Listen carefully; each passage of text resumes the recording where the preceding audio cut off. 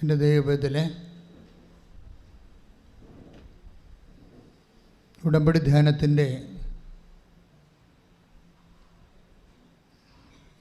ഇന്നത്തെ സാക്ഷ്യ വിചാരം നമ്മളെടുക്കുന്നത് ഏറ്റവും പുതിയൊരു സാക്ഷ്യമാണ്. വൈക്കത്തുള്ള അനിത താമരാക്ഷൻ്റെ സാക്ഷ്യം. അതാണിപ്പോഴ് ഭയങ്കര സ്പീഡായി ആൾക്കാർ കൂടുതൽ പേര് കണ്ട് പ്രാർത്ഥിച്ചുകൊണ്ടിരിക്കുന്ന ഒരു സാക്ഷ്യമാണ്. അതിൻ്റെ താഴെയുള്ള കമൻസുകളെല്ലാം സാക്ഷ്യത്തിൻ്റെ ഉള്ളിലെ സാക്ഷ്യമായി, ടെസ്റ്റിമണി വിത്തിൻ ടെസ്റ്റിമണിയായി അനേകരിലേക്ക് കർത്ത സാന്നിധ്യം കടന്നു ചേരണതാണ്. നിങ്ങൾ ആ സാക്ഷ്യം കേൾക്കാത്തവരുണ്ടെങ്കിൽ ഈ ദിവസങ്ങളിൽ അത് കേൾക്കണമെന്ന് പ്രത്യേകം അഭ്യർത്ഥിക്കുക. ആ സാക്ഷ്യത്തിൻ്റെ എന്താണ് അതിൻ്റെ ഉടമ്പടിയുടെ പെർസ്പെക്റ്റീവിൽ ആ സാക്ഷ്യം ഒരു പുനർവായനയ്ക്ക് വെക്കാൻ കാരണമെന്ന് വെച്ച് കഴിഞ്ഞാൽ, ഇവർ ഗ്രൗണ്ട് സീറോ മൈനസിൽ നിൽക്കുന്ന ഒരാളാണ്. എന്ന് വെച്ച് കഴിഞ്ഞാൽ പ്രളയം വന്ന് അവരുടെ വീടെല്ലാം നഷ്ടപ്പെട്ടു. പ്രളയം വന്ന് വീടെല്ലാം പോയി. പിന്നെ ഇപ്പം താമസിക്കുന്നത് ടർപ്പോള വലിച്ചു കെട്ടിയ ഒറ്റമുറി വീട്ടിൽ അമ്മയും 3 മക്കളും രോഗിയായിരുന്ന ഒരപ്പനുമായിട്ട്. രോഗിയല്ല അദ്ദേഹം വാഹനം ഇടിച്ച് അപകടപ്പെട്ട് ബ്രെയിൻ ഡാമേജ് വന്ന ആളാണ്. അപ്പോൾ എനിക്ക് ഒരു വ്യക്തിയുടെ തകർച്ച പനിത ചോദിക്കുന്നത് അത് ഭയങ്കര ഹൃദയസ്പർശിയാണ്. ചില ഭർത്താവിൻ്റെ ഓർമ്മ പോകുമെന്ന് വെച്ച് കഴിഞ്ഞാൽ, ഇപ്പോൾ കുറേ നാളായി ഇങ്ങനെ കിടക്കണത്. ഇപ്പോൾ ബന്ധുക്കളും സ്വന്തപ്പെട്ടവരൊക്കെ ഉള്ളവരാണ്, അവർ ശരിക്കും സഹായിക്കുന്ന ബന്ധുക്കൾ തന്നെയാണ്. പക്ഷെ നമുക്കറിയാമല്ലോ, നമുക്ക് എന്തെങ്കിലും സംഭവിച്ചാൽ എല്ലാവരും ആദ്യ സമയത്ത് എല്ലാവരും ഉണ്ടാവും. അത് കഴിഞ്ഞ് ഒരു കൊല്ലമൊക്കെ എല്ലാവരും ഒരുപോലെയൊക്കെ അതിന് ഉണ്ടാകും. പക്ഷെ പിന്നെ എല്ലാവരും അവരവരുടെ ഉത്തരവാദിത്തങ്ങളിലേക്ക് പതുക്കെ പോകും. ചിലപ്പോൾ വിളിച്ചു പോലും ചോദിക്കാത്ത രീതിയിൽ അങ്ങനെ അവർ പറയുന്നുണ്ട്. ഞാനിങ്ങനെ സമൂഹത്തിലും വീട്ടിലും ഒക്കെ ബന്ധങ്ങളുമൊക്കെ ഒറ്റപ്പെട്ട് ഉൾവലിഞ്ഞു പോയെന്ന് പറയും. ഇപ്പോൾ ഒരു വ്യക്തി ഇങ്ങനെ പടിപടിയായിട്ട് തളർന്നും തകർന്നുമൊക്കെ പോകുന്ന അവസ്ഥകൾ, ഉടമ്പടി അവരെങ്ങനെയാണ് ഇങ്ങനെ അതുപോലെ തന്നെ ഉയർത്തിക്കൊണ്ടുവരുന്നതെന്ന് നമ്മൾ ഈ ധ്യാനത്തിലൂടെ പരിശോധിക്കുകയാണ്. ഏറ്റവും അവസാനം സംഭവിച്ചത് ഭർത്താവിൻ്റെ ഓർമ്മ പോകും. ഇപ്പം നമ്മുടെ ജീവിത പങ്കാളി അല്ലെങ്കിൽ മക്കൾ നമ്മൾ ശുശ്രൂഷിക്കുമ്പോൾ അവർക്ക് നമ്മളെ ശുശ്രൂഷിക്കുമ്പോൾ നമ്മളെ ശുശ്രൂഷിക്കാൻ വേണ്ടി അവശേഷിക്കുന്ന ഒരു ഉത്തേജനമെന്ന് പറയണത്, നമ്മളവരെ ശുശ്രൂഷിക്കുന്നുണ്ട് എന്ന് അവർക്ക് തോന്നണതും അവരുടെ മനസ്സിൽ നമ്മളോടുള്ള ഒരു നന്ദിയും സ്നേഹവും ഒക്കെയാണ്. പക്ഷേ അതിനൊക്കെ വേണ്ടത് ഓർമ്മയല്ലേ? ഓർമ്മ അങ്ങ് പോയാലേ ഈ രോഗി ശുശ്രൂഷയുടെ, ഇപ്പം ഞാൻ രോഗിയായിരുന്നു, നിങ്ങളെന്നെ സന്ദർശിച്ചു എന്ന് ഈശോ പറയണില്ലേ? അപ്പോൾ ഒരു ഉടമ്പടി നമ്മളത് ചെയ്യുകയും ചെയ്യുന്നുണ്ട്. അതിൽ നിന്ന് നമുക്ക് ഗ്രേസ് നമുക്ക് കിട്ടുന്നത് എന്താണ്? ദൈവകൃപ. അത് ദൈവകൃപ നമുക്ക് ലഭിക്കാൻ വേണ്ടി ഈശോ നൽകിയിട്ടുള്ള ഹോംവർക്കിൽ ഗൃഹപാഠങ്ങളിലെ ഒരു പ്രധാനപ്പെട്ട സംഭവമാണ് രോഗി പരിചരണം. ഇപ്പോൾ ഈ രോഗി പരിചരണത്തിൽ സ്വാഭാവികമായിട്ട് നമുക്ക് രോഗി പരിചരിക്കുന്നവർക്ക് അവർക്കൊരു വർക്ക്, ഒരു ജോബ് സാറ്റിസ്ഫാക്ഷൻ എന്നൊക്കെ ആൾക്കാർ പറയത്തില്ലേ. ഇപ്പം ദൈവത്തെ മാറ്റി നിർത്തിയാൽ തന്നെ കേവലമായ മനുഷ്യന് ഇങ്ങനെയൊക്കെ ചെയ്യുമ്പോൾ അവർക്ക് ഒരു ജോബ് സാറ്റിസ്ഫാക്ഷൻ ഉണ്ടാകും. പക്ഷേ നമ്മൾ ആർക്ക് വേണ്ടിയാണ് ജോലി ചെയ്യണത്? അവർക്ക് ഓർമ്മയെങ്കിലും വേണം. കുറഞ്ഞ പക്ഷം ഒരു ഓർമ്മയും ഇല്ല എന്നുണ്ടെങ്കിൽ നമുക്ക് റിട്ടേൺസ് ഒന്നും ഇല്ല എൻ്റെ അടുത്തുനിന്ന്, അല്ലേ? അവൾ പറയുന്നുണ്ടാകും, അവൾ പറയുന്നത്, അതായത് ഞാൻ പ്രാർത്ഥനയൊക്കെ നിർത്തിയിട്ട് കുറേ കാലമായി, ആരോട് പ്രാർത്ഥിക്കാനാണ്? ഇങ്ങനെ ചങ്ക തകർന്ന് ഇങ്ങനെയൊക്കെ പറയണത് നമ്മൾ കേൾക്കാം ആ സാക്ഷ്യത്തിൽ. ഞാൻ ആരോട് പ്രാർത്ഥിക്കാനാണ്?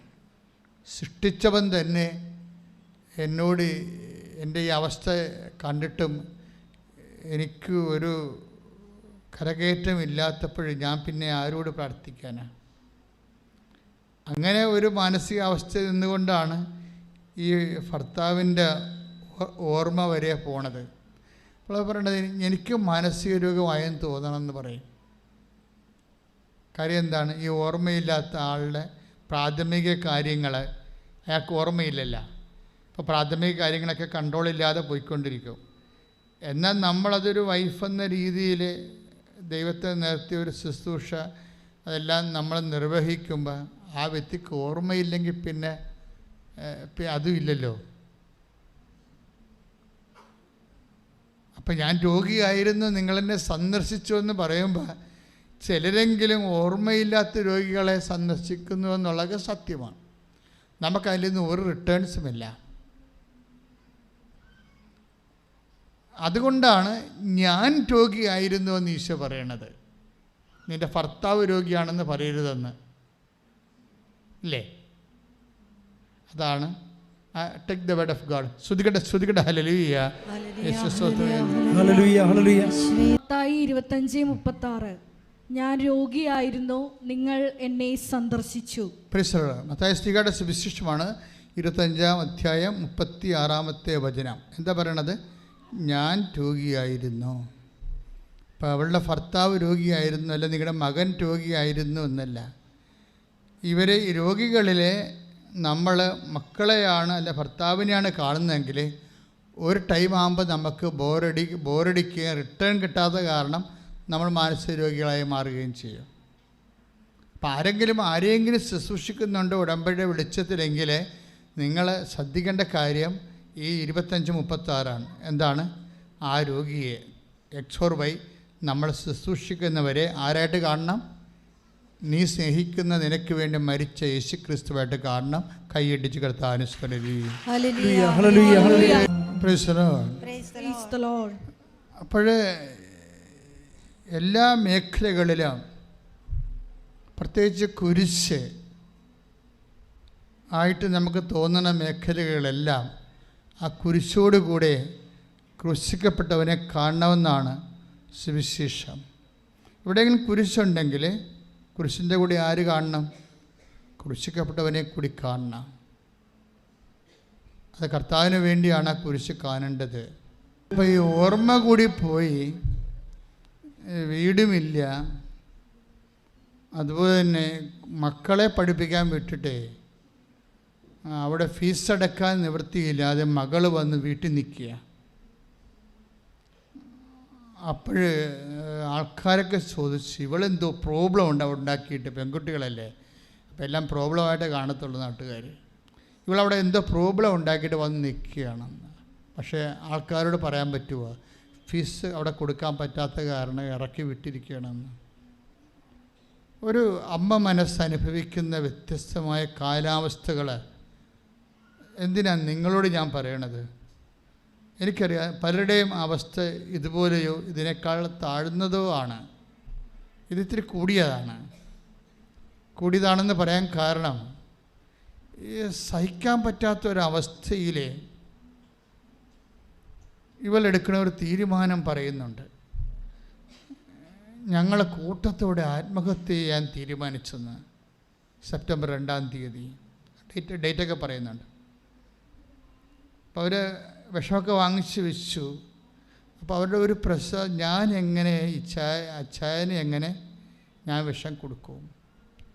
അതാണ് പ്രശ്നം. കുഞ്ഞുങ്ങളെല്ലാം കഴിക്കാൻ തയ്യാറായി. ഒക്കെ കുഞ്ഞുങ്ങൾ വരെ കഴിക്കാൻ തയ്യാറായെന്ന് പറയുമ്പോൾ ആ കുടുംബത്തിൻ്റെ എന്തുമാത്രം സഹിക്കാനാവാത്ത അവസ്ഥയാണ്. ഉടമ്പടി എത്രയോ മനോഹരമാണെന്ന് പറയാൻ കാരണം അതാണ്. അതായത് കുഞ്ഞുങ്ങളോട് അമ്മ ഇങ്ങനെ ഒരു അവസ്ഥ ചെല്ലാൻ കാരണം ഇവർ 7 ലക്ഷം രൂപ, പാവപ്പെട്ടവരല്ലേ, 7 ലക്ഷം രൂപയ്ക്ക് ശരിക്കും പറഞ്ഞാൽ 7 കോടി രൂപയുടെ കടമുള്ളവരുടെ അവസ്ഥയാണ് അവർക്കുള്ളത്. അപ്പോൾ പലരും വിളിച്ച്, കടക്കാർ വിളിച്ച് ഭർത്താവിനെ മരണത്തിൽ നിന്ന് രക്ഷപ്പെടുത്താൻ വേണ്ടി കണ്ടപാട്ടിൽ നിന്നൊക്കെ ഒരു കടം മേടിച്ച പലിശക്ക് അവരൊക്കെ ഇതിൻ്റെ ഇടയ്ക്ക് ഇവരെ വിളിക്കുന്നുണ്ട്. മകൾ വന്ന് വീട്ടിൽ നിൽക്കണുണ്ട്. അപ്പോൾ ഇങ്ങനെ വിളിക്കുമ്പോൾ അവർ അസഭ്യമൊക്കെ പറയും ഫോണിൽ.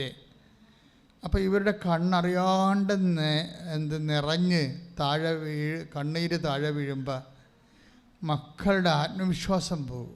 കാര്യം അവർക്കെല്ലാം ഒരു അഭയമായിരുന്നത്. പല അഗ്നി പരീക്ഷകളിലൂടെ പോകുമ്പോഴും അമ്മയാണ് അവരുടെ അഭയം. അതിൻ്റെ തനിത പറയുന്നുണ്ട്. എൻ്റെ ബന്ധുക്കൾ വിലയും നിലയൊക്കെ ഉള്ളവരാണ്, പക്ഷെ എൻ്റെ മക്കളെ ഞാൻ അവരുടെ അടുത്ത് വിട്ടിട്ടില്ല. കാരണം അവർ നാളെ കാലങ്ങളിൽ ദാനങ്ങൾ സ്വീകരിച്ച് ജീവിക്കുന്ന ഒരവസ്ഥ വന്നാൽ അവർക്ക് അവിടെയൊക്കെ മുമ്പിലൊരു വില പോകും. എൻ്റെ മക്കളെ പ്രതിയാണ് ഞാൻ അങ്ങനെയൊക്കെ, എനിക്ക് തെറ്റാകാൻ ശരിയാകാം, കുഞ്ഞുങ്ങളുടെ അഭിമാനം ഓർത്തിട്ടാണ് ഞാൻ അവരോരോടത്തും പണത്തിനൊന്നും വിടാതിരുന്നത്.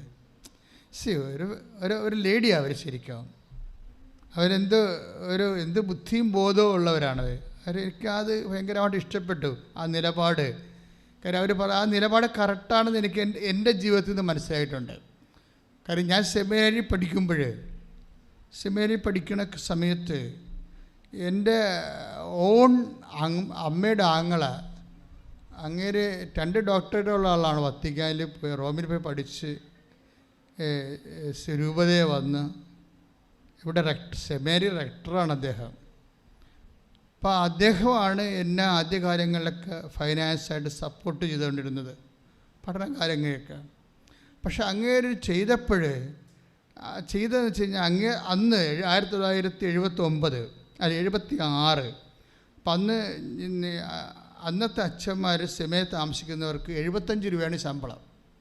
75 രൂപ ശമ്പളം എന്നൊക്കെ പറഞ്ഞാൽ നിങ്ങൾക്ക് ശമ്പളം എന്ന് പറയും. നമ്മളല്ലേ, ഞങ്ങൾ സഭയിൽ നിന്ന് വാങ്ങിക്കുന്ന ശമ്പളമല്ല, ഞങ്ങൾക്ക് സസ്റ്റ്നൻസ് എന്ന് പറയാതെ. ഞങ്ങൾക്ക് ഉടുപ്പൊക്കെ കഴുകി ചെരുപ്പൊക്കെ പൊട്ടിയാൽ മേടിക്കാനും സോപ്പൊക്കെ മേടിക്കാനുള്ള കാശിനാണ് സസ്റ്റ്നൻസ് എന്ന് പറയും. അതാണ് ഞങ്ങൾ സഭയിൽ നിന്ന് വാങ്ങിക്കുന്നത്. പള്ളികളിലിരിക്കുമ്പോൾ അത് തന്നെ വാങ്ങിക്കണത്, ശമ്പളമല്ല. ശമ്പളം എന്ന് എങ്ങനെ പറയാൻ പറ്റും? തൊഴിലുറപ്പുകാർക്ക് ഇതിനൊക്കെ കൂടുതൽ കിട്ടും. എന്താ അത്രയും നാളെ നിങ്ങളത് മനസ്സിലാക്കാൻ വേണ്ടി ഞാൻ പറഞ്ഞതേ ഉള്ളൂ. അതായത് എന്ത് അരൂപികമായിട്ടാണ് ഇതിൻ്റെ അകത്ത് ജീവിക്കണത് നിങ്ങൾക്കറിയാമല്ലോ. ഈ കൃപാസത്തിന് പോലും ഞാൻ 5 പൈസ ഇന്നുവരെ വാങ്ങിച്ചിട്ടില്ല. ശുശ്രൂഷ ചെയ്യണത് ഞാനാണ് ഇവിടെ. 20 കൊല്ലമായില്ലേ. വേണമെങ്കിൽ ഒരു ശുശ്രൂഷക്ക് 1000 രൂപ വെച്ച് മേടിക്കാമല്ലോ. അപ്പോഴും 20 കൊല്ലത്ത് എന്തുമാത്രം കാശ് കിട്ടും. ഐ ആം നോട്ട് ആ വിഷയത്തെക്കുറിച്ച് ഞാൻ ചിന്തിച്ചിട്ടില്ല. അത് കർത്താവിൻ്റെ പണമാണ്, ദൈവശുശ്രൂഷയ്ക്കുള്ളതാണെന്ന് എനിക്ക് നല്ല ബോധമുണ്ട്. പിന്നെ ഇതുപോലെ വല്ല മരുന്ന് വിലയൊക്കെ വരുമ്പോൾ അവിടുന്ന് ബില്ല് കൊടുക്കുകയാണെങ്കിൽ അവരത് പേയ്മെൻറ്റ് ചെയ്യും. എന്താ പ്രശ്നം വെച്ച് കഴിഞ്ഞാൽ സഭയിലെ സ്റ്റാറ്റ്യൂട്ടറി ആയിട്ടുള്ള എല്ലാ സ്ഥലങ്ങളും നിലനിൽക്കുന്ന ഒരു രീതിയാണിത്. പിന്നെ ഞങ്ങളെ ഉടുത്ത് കുളിച്ച് മിടുക്കന്മാരായിട്ട് നടക്കുന്നത് ഞങ്ങളെ സ്നേഹിക്കുന്ന ആൾക്കാർ ലോഹയായിട്ടും ഒത്തിരി പേര്. ഇപ്പോൾ ഈ കൃപാസനം തന്നെ റൺ ചെയ്യണത് എങ്ങനെയാണ് ശരിക്കും? ഞങ്ങൾ ഇവിടെ കുർബാന പണമെന്ന് എഴുതി വെച്ചിട്ടുണ്ടോ? ഇല്ല. സ്വസ്ഥ കാശെടുക്കുന്നുണ്ടോ? ഇല്ല. അതേസമയം തന്നെ സംഭാവന എന്ന് എഴുതി വെച്ചിട്ടുണ്ടോ? ഇല്ല. ഒരു സംഭവം സാമ്പത്തികമായിട്ട് ഒരു വിഷയമില്ല. കാര്യം ചെയ്യാത്തതിൻ്റെ കാരണം ഇതൊന്നും ഈശോയ്ക്ക് ഞങ്ങൾക്ക് ശുശ്രൂഷ ചെയ്യാൻ പറ്റത്തില്ലേ? സാമ്പത്തികത്തിന് ഏതെങ്കിലും മേഖലയിൽ ഇപ്പോൾ യൂട്യൂബ് 5 പൈസ കമ്പനിയിൽ നിന്ന് വാങ്ങിക്കണില്ല, എത്രയോ പ്രാവശ്യം അവിടെ വൗച്ചർ വന്ന് മേടിക്കണില്ല.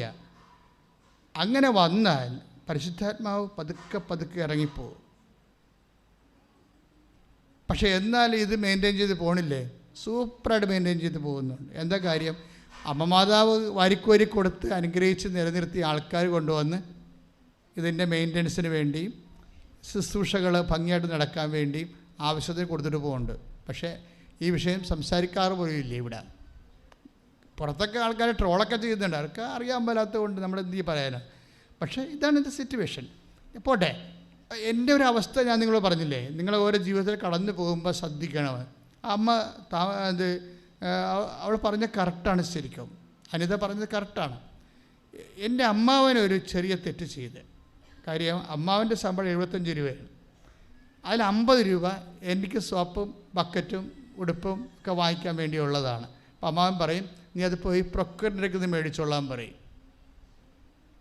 20 രൂപ അമ്മാവനും കൊടുക്കും, 50 രൂപ പ്രൊക്യൂട്ടർ എന്ന് പറയുന്നത് ട്രഷററാണ്, സെമിനാരിയിലെ പണം സൂക്ഷിപ്പുകാരൻ, അതൊരു അച്ഛനാണ്. അപ്പം അങ്ങേരോട് വാങ്ങിച്ചോളാൻ പറയും. അപ്പം അങ്ങേരെടുത്ത് ഞാൻ എല്ലാ മാസവും ചെന്നിട്ട് 50 രൂപ മേടിക്കും.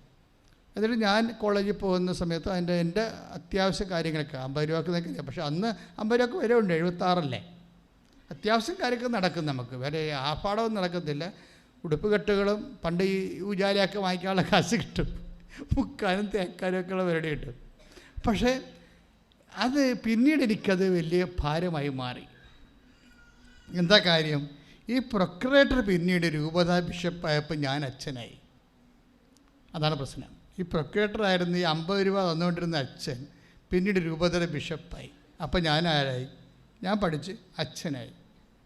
ഈ മനുഷ്യൻ്റെ മുമ്പിൽ നമ്മൾ 50 രൂപയ്ക്ക് വേണ്ടി എത്രയോ വർഷം കൈനീട്ടിയതാണ്. അത് കാരണം പലപ്പോഴും അണ്ടർ എസ്റ്റിമേറ്റ് ചെയ്യും. അതാണ് വിഷയം. അത് അനിത പറഞ്ഞ കറക്റ്റ്. അനിത പറഞ്ഞപ്പോൾ എനിക്കത് മനസ്സിലായി. നിങ്ങൾക്കത് മനസ്സിലായെന്ന് അറിയത്തില്ല.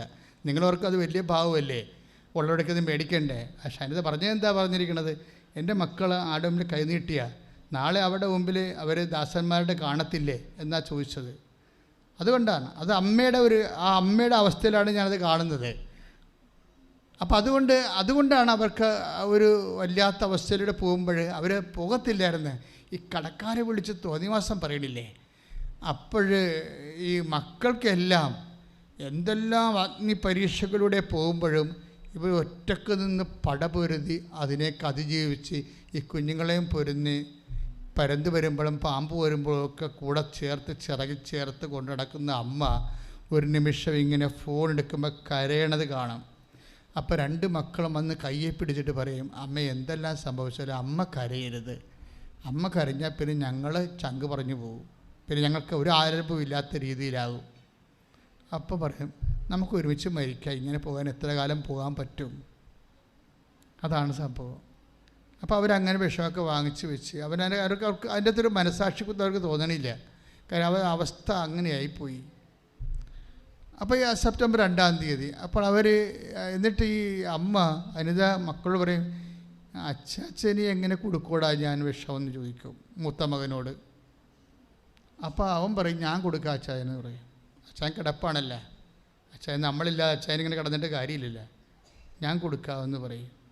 അപ്പോൾ ഇവരെങ്ങനെ തീരുമാനിച്ച് പക്ഷേ 2-ാം തീയതി ഈ വൈകുന്നേരമായപ്പോൾ അവിടെ മൊബൈലിലേക്ക് ഒരു ലിങ്ക് വരും. എന്താ വരുന്നത്? കൃപാസനത്തിൻ്റെ ഒരു സാക്ഷ്യത്തെ ലിങ്കാണ് വരുന്നത്. നിങ്ങൾ ഓർക്കണം, നിങ്ങൾ സുവിശേഷ വേല ചെയ്യുമ്പോൾ എത്ര ആത്മാക്കൾ രക്ഷപ്പെടുന്നുണ്ടോ. ഞാൻ നിങ്ങളോട് ഷെയർ ചെയ്യാൻ പറയുമ്പോൾ നിങ്ങൾ ഓർക്കും എന്തിനാണ് ഷെയർ ചെയ്യണമെന്ന്. പക്ഷേ ദൈവം നിങ്ങളിലൂടെ പ്രവർത്തിക്കണമെങ്കിൽ നിങ്ങളത് ഷെയർ ചെയ്യുമ്പോഴല്ലേ അറിയത്തുള്ളൂ, അല്ലേ? അപ്പോൾ ഇവർ ഈ ഷെയർ ചെയ്യുമ്പോൾ ഈ ലിങ്ക് എടുത്ത് നോക്കി. അപ്പോൾ മൂത്ത മകൻ ഉടനെ മൂത്ത മകൻ ഞാൻ അപ്പന് വിഷം കൊടുക്കാമെന്ന് പറഞ്ഞവൻ പറയും, അമ്മേ നമുക്കൊന്ന് കൃപാസനത്തിൽ പോയാലാ, ചിലപ്പോൾ ഇതായിരിക്കും അവസാനത്തെ പിടിവള്ളി എന്ന് പറയും. ചിലപ്പോൾ ഇതായിരിക്കും അവസാനത്തെ പിടിവള്ളി, നമ്മുടെ അവസാനത്തെ ഒരു അഭയം. എനിക്കത് കേട്ടപ്പോൾ ഭയങ്കര സന്തോഷം തോന്നി. കാര്യം ഒരു മനുഷ്യൻ്റെ അവസാനത്തെ അഭയകേന്ദ്രമാണ് കൃപാസനമെന്ന് ഒരു മനുഷ്യർ അനുഭവത്തിൽ നിന്ന് അവർ പറയണ കേൾക്കുമ്പോൾ എന്തൊരു അർത്ഥവത്താണ് നമ്മുടെ ശുശ്രൂഷ നമുക്ക് തോന്നും. ഒന്ന് സ്തുതിക്കട്ടെ മക്കളെ, എല്ലാവരും ഓർത്ത്. പരിശുദ്ധ പരമ ദിവ്യകാരുണ്യത്തിന് ആരാധനയും സ്തുതിയും പുകഴ്ചയും. അപ്പോൾ പിറ്റേ ദിവസം വന്നിട്ട് അനിയത്തി തന്നെ ഇവരെ വിളിക്കും. ഇവൻ്റെ അനിയത്തി ഇവരെ സഹായിച്ചുകൊണ്ട് പല കാര്യങ്ങളും. എങ്ങനെ സഹായിച്ചിട്ട് കടലിൽ കല്ലിടണ പോലെയുള്ള അവസ്ഥയാണേ, അതാണ് അവസ്ഥയെ. അപ്പോൾ അനിയത്തി, അപ്പോൾ എല്ലാ ബന്ധുക്കളും അവർ നന്നായിട്ടാണ് സംസാരിക്കണം. പക്ഷേ കടലിൽ കൊണ്ട് കല്ലിടാണ പോലെയാണ് സഹായങ്ങളൊക്കെ, ഒന്നും കാണുകയില്ല. അപ്പോൾ അനിയത്തി വരും. അനിയത്തിയോട് വരുമ്പോൾ അനിയത്തി പറയും, ഞങ്ങൾ കൃപാസനത്തിൽ പോണു, ചെടുത്തി വരുന്നുണ്ടെന്ന് പിറ്റേ ദിവസം ഒന്ന് ചോദിക്കും. അപ്പോൾ ഇവള് പറയാം, അനിയത്തിയല്ലേ, സ്വന്തമായിട്ട് സംസാരിക്കുക. ഞാൻ പറയും, എടി എൻ്റെ കാശില്ല. അപ്പോൾ പറയും, ഞാൻ എടുത്തോളാം ചേച്ചിയുടെ കാശെന്ന് പറയും. അപ്പം അവർക്ക് വണ്ടിക്കൂലി കൊടുത്തുകൊണ്ട് അനിയത്തി ചേടത്തിനെ കൊണ്ടുവരും. അങ്ങനെ ഇവിടെ വന്ന് ഇവർ കണ്ടെല്ലാം കേട്ട് മനസ്സിലാക്കി അവർ ഉടമ്പടി ചെയ്യും. ഉടമ്പടി ചെയ്യുമ്പോൾ പിന്നത്തെ കാര്യം നിങ്ങൾ കേൾക്കേണ്ടതാണ്. ശരിക്കും ഇവരുടെ അവസ്ഥ ഞാൻ കാണുന്നില്ലേ. ഇനി ദൈവം ഒരു വ്യക്തി ഇങ്ങനെ 0 നിന്ന് എങ്ങനെയാണ് പരിശുദ്ധ അമ്മ അവരെ ഉയർത്തിക്കൊണ്ട് വരണമെന്നറിയാം. അപ്പം നിങ്ങൾ ഉടമ്പടി ചെയ്യുമ്പോൾ എന്താ സംഭവിക്കണത്? നിങ്ങൾ ദൈവത്തിൻ്റെ അസൽ ബന്ധുക്കളായി മാറുകയാണ്. അല്ലേ? വാഗ്ദാനപ്രകാരമുള്ള ബന്ധുക്കൾ. നമുക്ക് 2 തരത്തിലാണ് ദൈവത്തിൻ്റെ മക്കളാകണത്. ദൈവത്തിന് ബൈബിൾ അനുസരിച്ച് 2 തരത്തിലാണ് മക്കളാകണത്. ഒന്ന് വംശപ്രകാരം. ഇപ്പം നമ്മുടെ കുടുംബങ്ങളൊക്കെ നടക്കുന്ന വംശപ്രകാരമല്ലേ നമ്മൾ മക്കളാകണത്. പിന്നെ എന്താണ്? വാഗ്ദാനപ്രകാരം. ഉടമ്പടി എടുക്കുമ്പോൾ എന്താ സംഭവിക്കുന്നത്? ഉടമ്പടി എടുക്കുമ്പോൾ നീ ആദ്യമായിട്ടും, നീ ചിലപ്പോൾ ഒരു നോൺ ക്രിസ്ത്യൻ ആയിരിക്കും, അല്ല നോൺ ക്രിസ്ത്യൻ അല്ല, നോൺ ബാപ്റ്റിസ്റ്റ് ആയിട്ടുള്ള ആളാണ്. അപ്പോൾ നീ ഉടമ്പടി എടുക്കുമ്പോൾ നീ എന്താ സംഭവിക്കുന്നത്? ബാപ്റ്റിസ്റ്റ് ആയിട്ടുള്ള ആളെപ്പോലെ തന്നെ നിനക്ക് ദൈവത്തിൻ്റെ മകനും മകളുമായി മാറുകയാണ്. അതെന്ത് വകുപ്പിലാണ് അങ്ങനെ വേണ്ടത്? വംശപ്രകാരമല്ല, പിന്നെന്താണ്? വാഗ്ദാനപ്രകാരം. ബൈബിൾ നമ്മുടെ മുമ്പിൽ വെക്കുന്ന ഒരു വലിയൊരു സ്വർഗീയമായ സാധ്യതയാണ്. എനിക്ക് തോന്നുന്നത് റോമ 9:8. ശ്രുതികട ഹല്ലേലൂയ. വംശമുറയ്ക്കുള്ള മക്കളല്ല ദൈവത്തിന്റെ മക്കൾ, പ്രത്യുത ഒന്ന് ശ്രുതികട ഹല്ലേലൂയ. ഹല്ലേലൂയ ഹല്ലേലൂയ മഹത്വം ആരാധന ആരാധന ഹല്ലേലൂയ ഹല്ലേലൂയ ഹല്ലേലൂയ ഹല്ലേലൂയ ഹല്ലേലൂയ മഹത്വം റോമാലേഖനം 9:8 വായിച്ചേ. വംശമുറയ്ക്കുള്ള മക്കളല്ല, ഒന്ന് പറഞ്ഞേ, വംശമുറക്കുള്ള മക്കളല്ല, വംശമുറയ്ക്കുള്ള മക്കളല്ല, ദൈവത്തിന്റെ മക്കൾ, ദൈവത്തിന്റെ മക്കൾ, പ്രത്യുത വാഗ്ദാനപ്രകാരം ജനിച്ചവരാണ്, യഥാർത്ഥ മക്കളായി കണക്കാക്കപ്പെടുന്നത്. ആ ബൈബിളിന്റെ അപ്രോച്ച് അതാണ്. വംശമുറക്കുള്ള മക്കളെ അല്ല ബൈബിള് യഥാർത്ഥ മക്കളെ കാണുന്നത്. പിന്നെ ആരാണ് കാണുന്നത്? ദൈവത്തിൻ്റെ മക്കളെ. വംശമുറക്കുള്ള മക്കൾ മനുഷ്യന്മാരുടെ മക്കളല്ലേ. പക്ഷെ ദൈവത്തിൻ്റെ മക്കളായി കാണുന്നത് എങ്ങനെയാണ്? വംശമുറക്കുള്ളതല്ല. റോമ 9:8 എന്താ പറയണത്? വാഗ്ദാനപ്രകാരമുള്ള, പറഞ്ഞേ, വാഗ്ദാനപ്രകാരമുള്ള മക്കളാണ് യഥാർത്ഥ ദൈവത്തിന്റെ മക്കൾ. അപ്പൊ അനിത ഉടമ്പടി ചെയ്തപ്പോൾ ഉടനെ അനിതയും മക്കളും ദൈവത്തിന്റെ മക്കളായി മാറുകയാണ്. അതാണ് വിഷയം. അത് നിങ്ങൾ അറിയണം. ഇതിൻ്റെ അകത്ത് എന്തുകൊണ്ടാണ് ഇങ്ങനെ വരണമെന്ന്. അപ്പോൾ മക്കളാണെങ്കിൽ പിന്നെ എന്താ സംഭവിക്കണത്? ഉടനെ അവകാശികളാകും. Take the word of God. ശ്രുതികട ഹല്ലേലൂയ ഹല്ലേലൂയ ഹല്ലേലൂയ ഹല്ലേലൂയ യേശുവേ നന്ദി ഹല്ലേലൂയ ഹല്ലേലൂയ ഹല്ലേലൂയ യേശുവേ ആരാധന. പരമ ദിവ്യകാരുണ്യത്തിന് ആരാധനയും സ്തുതിയും പുകഴ്ചയും ഉണ്ടായിരിക്കട്ടെ. റോമ 8:17. റോമ 8:17. നാം മക്കളെങ്കിൽ എന്ന് പറഞ്ഞേ, നാം മക്കളെങ്കിൽ അവകാശികളുമാണ് ദൈവത്തിന്റെ അവകാശികളും ക്രിസ്തുവിന്റെ കൂട്ടവകാശികളും. അപ്പൊ റോമ 8:17 എന്താ പറയണത്? നാം മക്കളാണെങ്കിൽ അവകാശികളുമാണ്. കണ്ടാ, അതിൻ്റെ മക്കളും ഉടനെ മക്കളുമായി, പിന്നെന്താണ്? അവകാശികളുമായി. പെട്ടെന്നായി സംഭവം നടക്കുന്നത്. ഇത് വിശദീകരിക്കുന്ന ഗലാത്യ ലേഖനമാണ്. ഗലാത്യ 4:28. ഗലാത്യ 4:28. സഹോദരങ്ങളെ നമ്മളാകട്ടെ ഇസഹാക്കിനെ പോലെ വാഗ്ദാനത്തിന്റെ മക്കളാണ്. അതായത് വാഗ്ദാന പ്രകാരം മിശ്രമുറക്കുള്ള മക്കളുണ്ട്, പിന്നെന്താണ് വാഗ്ദാന പ്രകാരമുള്ള മക്കളുണ്ട്. ഉടമ്പടി വാഗ്ദാനത്തിൻ്റെ പ്രാർത്ഥനയാണ്. നീ ഉടമ്പടിയിൽ നമ്മൾ എന്തിനാണ് ഉടമ്പടി ചെയ്യണത്? ദൈവത്തിൻ്റെ വാഗ്ദാനങ്ങൾക്ക് നമുക്ക് അവകാശികളാകാനാണ്. ക്ലിയർ അല്ലേ? ദൈവത്തിൻ്റെ വാഗ്ദാനം എന്തുമാത്രമുണ്ട്? 7752 വാഗ്ദാനം വന്ന് ഗൂഗിൾ പറയും. ചില വെബ്സൈറ്റുകളിൽ 8852 വാഗ്ദാനം എന്ന് പറയും. കാരണം ഒരു മനുഷ്യൻ്റെ ഫിസിക്കാലിറ്റി ആൻഡ് സ്പിരിച്വാലിറ്റി മെയിൻ്റെനൻസിന് വേണ്ടി ദൈവം 8000-ഓളം വാഗ്ദാനങ്ങളാണ് കൊടുത്തിരിക്കുന്നത്. ഈ 8000 വാഗ്ദാനങ്ങൾ അനുദിന ജീവിത ആവശ്യങ്ങളും നിത്യജീവിതത്തിൻ്റെ ആവശ്യങ്ങളും നിറഞ്ഞു നിൽക്കുകയാണ്. When we come to the covenant relation, we became heirs of this. നമ്മൾ റൈറ്റ് ഹോൾഡേഴ്സ് ആവും ഇതിൻ്റെ എന്താണ് ദൈവത്തിൻ്റെ വാഗ്ദാനങ്ങളുടെ. അതാണ് മക്കളെങ്കിൽ അവകാശികളുമാണ്. പക്ഷെ അവകാശികളും മക്കളുമാക്കുന്നത് എന്താണ്? ഉടമ്പടിയാണ്. ഉടമ്പടി വഴി വാഗ്ദാനങ്ങളിലൂടെയാണ് നമ്മൾ പ്രാപിച്ചുകൊണ്ടാണ് ദൈവത്തിൻ്റെ മക്കളാകുന്നത്. മക്കളാകുമ്പോൾ അവകാശികളുമാകും. അനിത ഉടമ്പടി എടുക്കുമ്പോൾ വാഗ്ദാന പ്രകാരം ദൈവത്തിൻ്റെ മകളുമായി ആ കുടുംബം മുഴുവൻ ദൈവത്തിൻ്റെ മക്കളായിട്ട് പിന്നെന്തായി? ദൈവത്തിൻ്റെ വാഗ്ദാനങ്ങളുടെ അവകാശികളാകും. ഇത് ആദ്യം മുതലുള്ള ഏത് വാഗ്ദാനം എന്ന് ചോദിച്ചു കഴിഞ്ഞാൽ ആദ്യം മുതലേ വാഗ്ദാനം ഉണ്ടാവും. ഇപ്പോൾ ഉൽപ്പത്തി പുസ്തകത്തിൻ്റെ 17:26 ഈ വാഗ്ദാനമുണ്ട്. 17:16 ഉൽപ്പത്തി പുസ്തകം 17:16 എടുത്ത് ശ്രുതികട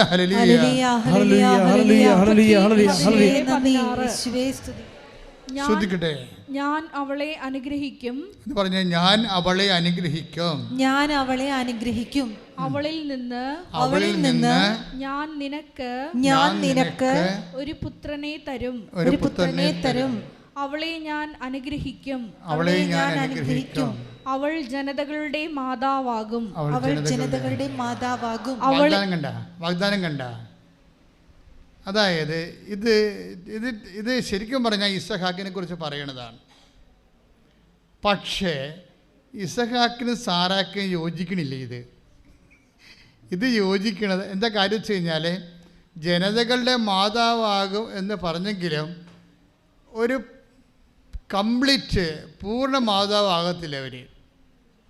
അതെന്താ കാര്യം എന്ന് വെച്ച് കഴിഞ്ഞാൽ അതിനുള്ള കാരണം വെച്ച് കഴിഞ്ഞാൽ ഇവരുടെ ഭാഗത്തുനിന്ന് വന്നിട്ടുള്ള മാനുഷികമായ ന്യൂനതകൾ ഭയങ്കരമാണ്. സാറയുടെ ഭാഗത്തുനിന്നായാലും ശരി. എന്താ കാര്യം എന്ന് വെച്ച് കഴിഞ്ഞാൽ ഇപ്പം നമ്മൾ 17 ഒന്ന് വായിച്ചോളൂ. ജനസിസ് ഉൽപ്പത്തി 17:16 വായിച്ചോളൂ. ഞാൻ അവളെ അനുഗ്രഹിക്കും. അവളിൽ നിന്ന് ഞാൻ നിനക്ക് ഒരു പുത്രനെ തരും. അവളെ ഞാൻ അനുഗ്രഹിക്കും. അവൾ ജനതകളുടെ മാതാവാകും. അപ്പം ഞാൻ അവളെ അനുഗ്രഹിക്കും. അവളിൽ നിന്ന് ഞാൻ നിനക്കൊരു പുത്രനെ തരും. അവൾ ജനതകളുടെ മാതാവാകും എന്നൊക്കെ പറഞ്ഞാലേ ഇത് പെട്ടെന്ന് മനസ്സിലാകണത് എന്താണെന്നറിയാവുക? ഇത് അമ്മയുമായി ചേർത്ത് വെച്ചാലേ പെട്ടെന്ന് മനസ്സിലാകത്തുള്ളത്. മറിയത്തിലൂടെ ദൈവം കൊടുത്തൊരു വാഗ്ദാനമാണിത്. അതറിയണമെങ്കിൽ ജനതകളുടെ മാതാവാകും എന്ന് പറഞ്ഞാൽ ഇപ്പം ഞാൻ പണ്ടൊരു പള്ളിയിലിരിക്കുമായിരുന്നു. 5 കൊല്ലം അവിടെ വികാരിയായിട്ടിരുന്നു. ആ പള്ളിയുടെ പേര് ദൈവജനമാതാവാണ്. ജനതകളുടെ മാതാവ്. അത് സഭയുടെ ഏറ്റവും വലിയൊരു സങ്കല്പമാണ്. ജനതകളാണ്, അല്ലാതെ ക്രിസ്ത്യൻസിൻ്റെ മാതാവ് എന്നല്ല പറയണത്. ജനതകളുടെ മാതാവാണ്. മനുഷ്യ മക്കളുടെ എല്ലാവരുടെയും മാതാവാണ്. ശ്രുതികട്ടെ ഹല്ലേലൂയ.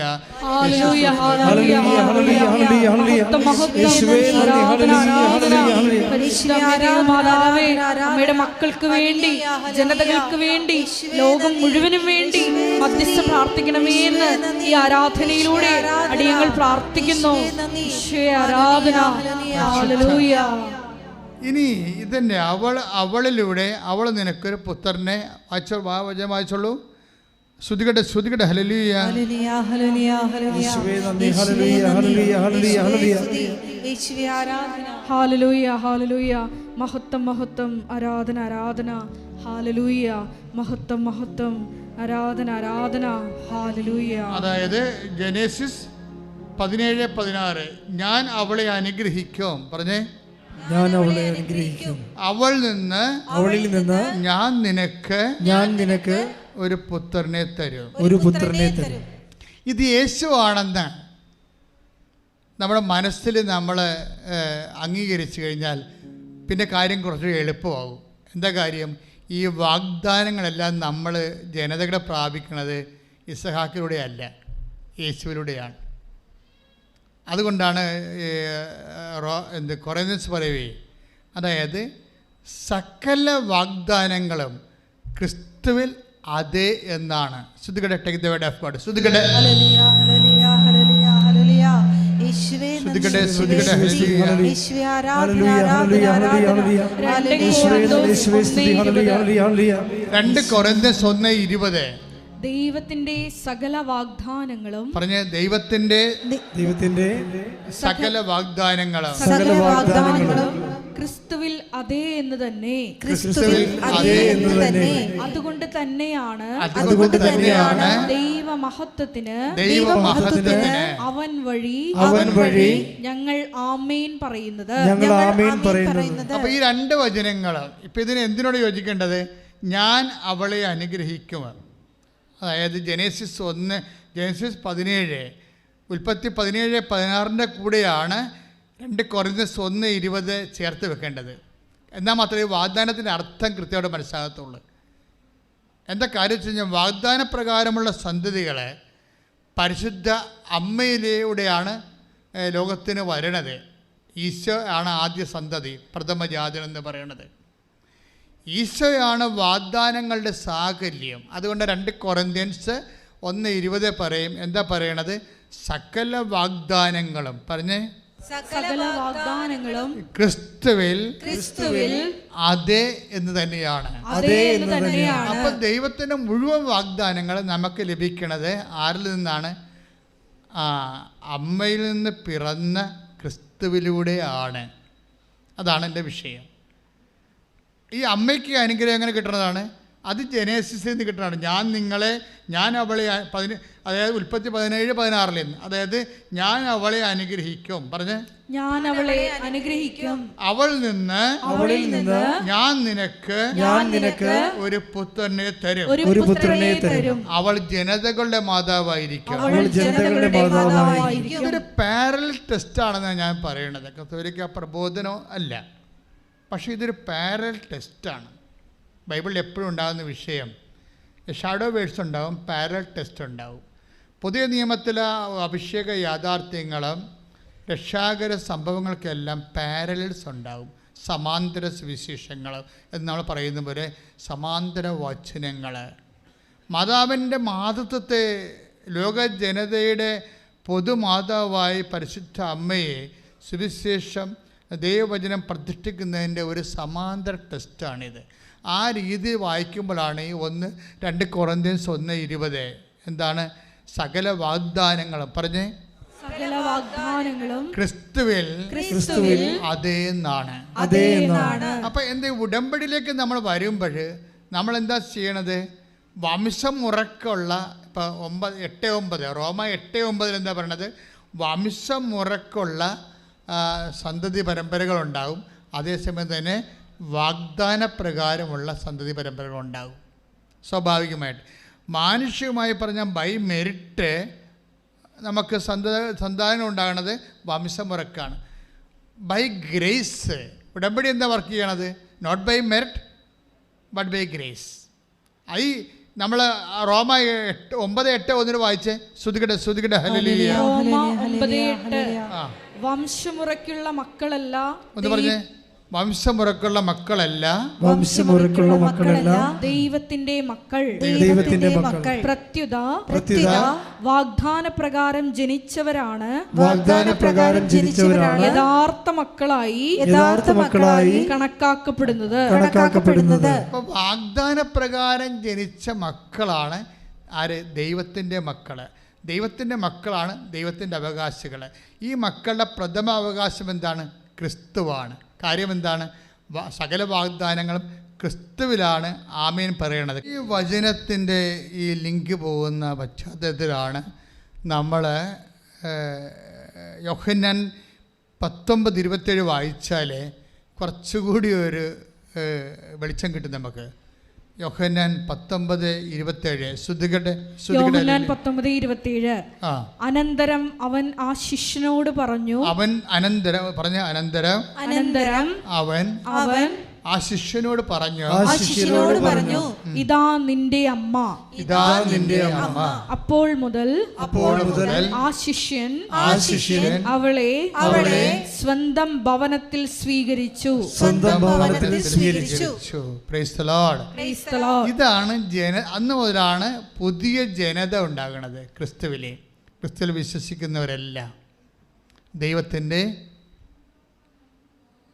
എല്ലാ വാഗ്ദാനങ്ങൾക്കും അവകാശികളായി മാറുന്നു. ഞാൻ അവളെ അനുഗ്രഹിക്കും, അവളിൽ നിന്ന് ഞാൻ നിനക്ക് ഒരു പുത്രനെ തരും. അവളെ ഞാൻ അനുഗ്രഹിക്കും, അവൾ ജനതകളുടെ മാതാവാകും. Price the Lord. അവളിൽ നിന്ന് ജനതകളുടെ രാജാക്കം ഉത്ഭവിക്കും. Praise the lord. ഹല്ലേലൂയ. ഇതെല്ലാം എബ്രാഹത്തിന് കൊടുക്കുന്ന വാഗ്ദാനങ്ങളാണ്. പക്ഷേ ഇസ്ഹാക്കിലൂടെ അത് നിറവേറണില്ല എന്നുള്ളത് സത്യമായ കാര്യമാണ്. അതുകൊണ്ടാണ് 2 കൊറിന്ത്യൻസ് 1:20 പറയണത് സകല വാഗ്ദാനങ്ങളും നിറവേറണത് ക്രിസ്തുവിലൂടെയാണ്. അതുകൊണ്ടാണ് ക്രിസ്തുവിൻ്റെ അമ്മയാണ് ഇവിടെ അവളെന്ന് പറയുന്നതെന്ന് പാരലൽ ടെസ്റ്റായിട്ട് ഞാൻ പറയാൻ കാരണം. ശ്രദ്ധിക്കട്ടെ. ഹല്ലേലൂയ.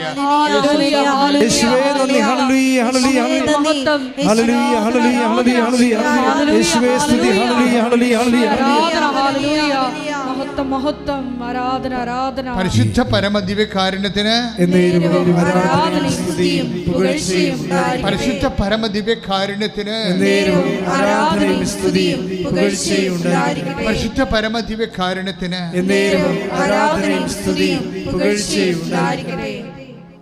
അതായത് എബ്രാഹത്തിന് കൊടുക്കുന്ന വാഗ്ദാനങ്ങൾക്ക്, അതായത് എന്താ പ്രശ്നം വെച്ച് കഴിഞ്ഞാൽ, നമ്മൾ വാഗ്ദാനം കൊടുക്കുമ്പോൾ തന്നെ ചിലപ്പോൾ വാഗ്ദാനത്തിന് ഒരു ഷാർപ്പ് ഷൂട്ട് ചെയ്യുന്ന പോലെ അംബിഗസ് ആയിട്ടിരിക്കും ചില സമയത്ത്. എനിക്കങ്ങനെ തോന്നിയിട്ടുണ്ട്. അതായത് വാഗ്ദാനം പൂർണ്ണമല്ലാതിരുന്നു എന്നുള്ളത്. ഒരു മറിയമാണ് എല്ലാത്തിനെയും പൂർണ്ണമാക്കണത്. എന്താ അങ്ങനെ പറയാൻ കാരണം? ഇപ്പം തന്നെ ഈ അനിതയുടെ കാര്യം എടുക്കാം. അനിത ഉടമ്പടി ചെയ്യുമ്പോൾ അനിതയ്ക്ക് എന്താ സംഭവിക്കണത്? പെട്ടെന്നാണ് ടൈം. ഇപ്പോൾ ഇത്രയും നാളിൻ്റെ അനിതയുടെ അവസ്ഥ നിങ്ങൾ കണ്ടില്ലേ? ഇപ്പം എന്താ സംഭവിക്കണം? അനിതയ്ക്ക് വരാൻ പോണത് ഉടമ്പടി എടുത്തോടു കൂടി അവൾ പറയണത്, ഉടമ്പടി ചെയ്തതോടുകൂടി എന്തോ എൻ്റെ ജീവിതത്തിൽ സംഭവിക്കാൻ പോകുന്ന പോലെ എനിക്ക് തോന്നാൻ തുടങ്ങിയെന്ന്. അതായത് അത് ഈ സഞ്ചാരി മാതാവിൻ്റെ ഒരു പ്രത്യേകതയാണ്. അത് ഇപ്പോൾ ഈ അനിത മാത്രമല്ല, ഒത്തിരി പേർ റിപ്പോർട്ട് ചെയ്യുന്നുണ്ട്. ഉടമ്പടി എടുത്ത് കഴിയുമ്പോൾ മാതാവ് ഇങ്ങനെ കൂടെ നിൽക്കുന്ന കാരണം, കൂടെ വരുന്ന കാരണം അവരെ ഒരു പണ്ടില്ലാത്തൊരു ആത്മവിശ്വാസം ഇങ്ങോട്ട് കയറും. ആത്മധൈര്യം വരും. ആത്മധൈര്യം വരുമ്പോൾ എപ്പോഴും നിങ്ങൾ ഓർക്കണം, നിങ്ങൾക്കൊരു ആത്മധൈര്യം വന്നാൽ അതിൻ്റെ അർത്ഥം ദൈവ സാന്നിധ്യം വരുമ്പോഴാണ് നമുക്ക് ആത്മധൈര്യം വരണത്.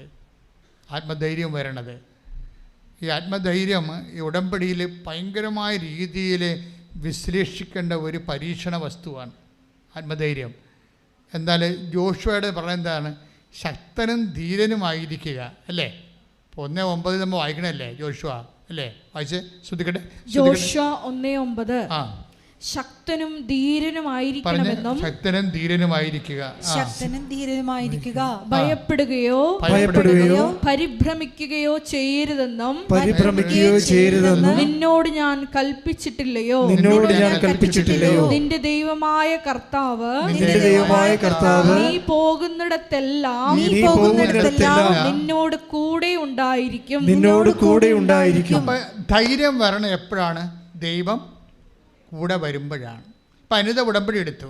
അനിതയുടെ അവസ്ഥ നിങ്ങൾക്ക് അറിയാമല്ലോ. പക്ഷെ അനിത പറയണത് ഇവിടുന്ന് ഇറങ്ങിയപ്പോൾ തന്നെ എന്തോ ഒരു വല്ലാത്ത ധൈര്യം തോന്നാൻ തുടങ്ങി. എന്താ കാര്യം?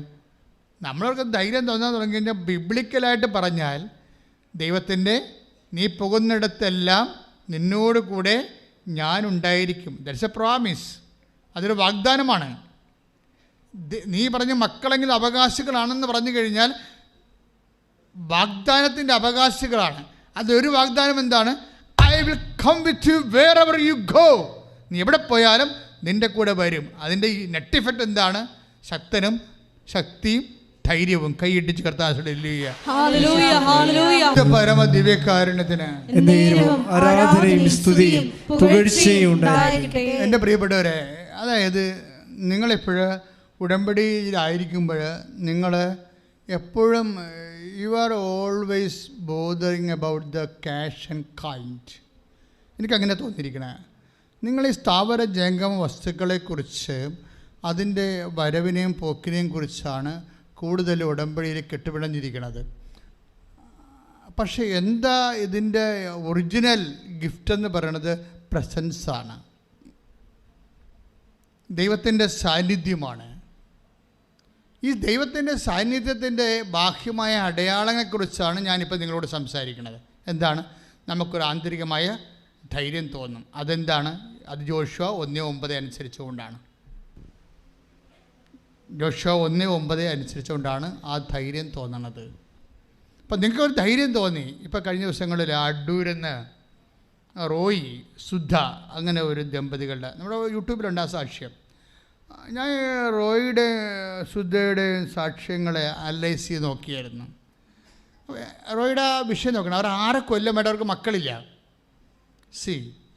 പറഞ്ഞില്ല, 6 കൊല്ലമായിട്ട് മക്കളില്ല എന്നുണ്ടെങ്കിൽ ഉടമ്പടിയുടെ പെർസ്പെക്റ്റീവിലാണ് അവർ വരണത്. പിന്നീട് അത് പരിധിയിലായി. 5 കൊല്ലം കഴിഞ്ഞാൽ ഉടമ്പടിയുടെ പരിധിയിലാവും.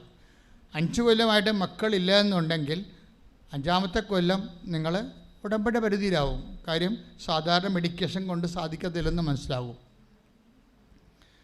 പിന്നെ ലക്ഷങ്ങൾ, ഇനി അത് നടക്കണമെങ്കിൽ തന്നെ പിന്നെ ലക്ഷങ്ങൾ ചിലവാകും. ഇപ്പം 5 കൊല്ലം കഴിഞ്ഞിട്ടും വൈദ്യശാസ്ത്രത്തിലൂടെ മക്കളെ കൊടുക്കുന്നുണ്ടല്ല. പക്ഷേ അതിൻ്റെ നിങ്ങൾ ചിലവ് ചോദിച്ചോ? അവരുടെ എന്ത് ചിലവായെന്ന് ചോദിച്ചാൽ ഒരു കൊച്ചിന് 10 കൊച്ചിൻ്റെ പൈസ ചിലവായിട്ടുണ്ട് അവർക്ക്. ബൈബിൾ കർത്താവ് കുഞ്ഞിനെ തരുമ്പോൾ ഈ ചിലവൊന്നും ഉണ്ടാകത്തില്ല. അതാണ് വ്യത്യാസം. അതാണ് വംശം പിറക്കും വാഗ്ദാന പ്രകാരം നമ്മൾ വ്യത്യാസം. അതാണ് ഇപ്പോൾ റോയി എന്താ പറയണത്? We have tried almost all the medical options എന്നാൾ പറഞ്ഞു. അയാൾ എബ്രോഡല്ലായിരുന്നു, ഇവിടെ ഇല്ലായിരുന്നു. ഭാര്യയും ഭർത്താവും വിദേശത്തായിരുന്നു. അപ്പോൾ വിദേശത്ത് 6 കൊല്ലം ജീവിച്ചിട്ട് ഓൾമോസ്റ്റ് ഓൾ അവർക്ക് അവിടെ ലഭ്യമായിട്ടുള്ള മക്കളെ ജനിപ്പിക്കാൻ ആവശ്യമായ എല്ലാവിധ നിലവിലുള്ള സാങ്കേതിക വിദ്യകളെല്ലാം അവർ പണം മുടക്കി നടന്നേ അവസാനം പരാജയപ്പെട്ടു. അവർ നാട്ടിലേക്ക് പോരുകയാണ്. മക്കളെല്ലാതെ വിദേശത്ത് നിന്നിട്ട് എന്നാ കാണിക്കാനാണെന്ന് വെച്ചുകൊണ്ട് അവർ നാട്ടിലോട്ട് പോരുകയാണ്. നാട്ടിലോട്ട് പോയി 2 പേരും കൂടി അങ്ങനെ നിരാശപ്പെട്ട് മദ്രാസിൽ സെറ്റ് ചെയ്യാമെന്ന് വിചാരിച്ചു. അടൂരുകാരാണ്. മദ്രാസിൽ സെറ്റ് ചെയ്യാമെന്ന് വിചാരിച്ചു. ചെന്നൈയിൽ അവരങ്ങനെ 2 പേരും ജോലി കണ്ടുപിടിച്ചു. അവർ എക്സ്പെർട്ടുകളാണ്. ജോലി കണ്ടുപിടിച്ചു. ജോലി കണ്ടുപിടിച്ചപ്പോൾ പെട്ടെന്ന് ഈ റോയിയുടെ സങ്കടങ്ങളൊക്കെ അയാളുടെ ഓണറിനോട് പറയും. ഇടയ്ക്ക് ഓണറിനോട് പറഞ്ഞ്, ഞാനിങ്ങനെ കുറച്ച് പ്രശ്നങ്ങളായിട്ട് അവിടെ നിന്ന് പോകുന്നത്, മക്കളില്ലാതെ അവിടെ നിന്നിട്ട് കാര്യമില്ലല്ലോ, ഞങ്ങൾ ട്രൈ ചെയ്യാനുള്ള എല്ലാ മെഡിക്കേഷൻ ചെയ്തു എന്നൊക്കെ പറയുമ്പോഴേ ഈ ഓണർ പറയുവേ, നിങ്ങൾ വന്ന് എൻ്റെ വൈഫ് മിനിയോടൊന്ന് സംസാരിക്കാൻ പറയും. വിറ്റാണ് ഭയങ്കര. അപ്പോൾ നിങ്ങൾ ഓർക്കരുത് മിനി ഗൈനക്കോളേജിൽ എക്സ്പെർട്ടാണെന്ന് വിചാരിക്കരുത്. മിനിയോട് സംസാരിക്കാൻ പറയും. രാവിലെ പുള്ളി വണ്ടി അയച്ചു കൊടുക്കും. എന്നിട്ട് റോയും സുധയും കൂടി വണ്ടിയെ കയറി ഓണറിൻ്റെ വീട്ടിൽ ചെല്ലുമ്പോൾ ഓണറിൻ്റെ വൈഫ് മിനി ഇവരെ സ്വീകരിക്കും. എന്നിട്ട് ഇവരുടെ മിനി എന്താ പറയണത്? കൃപാസനം മാതാവിനെക്കുറിച്ചാണ് പറയണത്. അതാണ് വിഷയം. ആ സ്റ്റോറി പോണപ്പോക്ക് വളരെ ആ സ്റ്റോറിയുടെ സഞ്ചാരം നിങ്ങൾ ശ്രദ്ധിക്കണം. ഇവരും നല്ല ശരിക്കും ഇൻവെസ്റ്റ്മെൻ്റുള്ള ലേഡിയാണ്. ആരാണ്? ഈ ഓണറിൻ്റെ വൈഫ്. അവർ ചെന്ന് ഇടയ്ക്കൊക്കെ സമയം കിട്ടുമ്പോഴൊക്കെ വന്ന് മാതാവിനെ കണ്ട് ലോക്യവും പറഞ്ഞ് കൂട്ടം കൂടി പ്രാർത്ഥിച്ചൊക്കെ പോണ ആളാണ്. അപ്പോൾ മാതാവിൻ്റെ എനിക്കവരാന്നും അറിയത്തില്ല. അവരിങ്ങനെ എന്തുമാത്രം അനോണിമസ് ആയിട്ടുള്ള മാതാവിൻ്റെ മക്കളുണ്ട്. അവർ അമ്മയുമായിട്ടുള്ള ട്രാഫിക്കാണ്. നമുക്കതിൻ്റെ അകത്ത് പങ്കൊന്നുമില്ല. ഇങ്ങനെ ഓരോരുത്തരും ഓരോ അനുഭവങ്ങൾ പറയുമ്പോഴാണ് ഇങ്ങനെയുള്ള അനോണിമസ് ആയിട്ടുള്ള അജ്ഞാത ശിശുക്കളുണ്ടല്ലോ എന്ന് ഓർക്കണം മാതാവിന് കുറേ.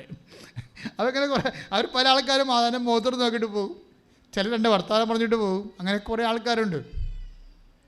അപ്പം മിനി പറഞ്ഞ് കുഴപ്പമില്ല, നിങ്ങളൊരു ഓൺലൈൻ ഉടമ്പടി എടുക്കാൻ പറഞ്ഞ്. കാര്യം ഭയങ്കര കോവിഡാണ്, ഇതെല്ലാം ബ്ലോക്കാണ്, ഇങ്ങോട്ട് വരാനൊന്നും പറ്റത്തില്ല.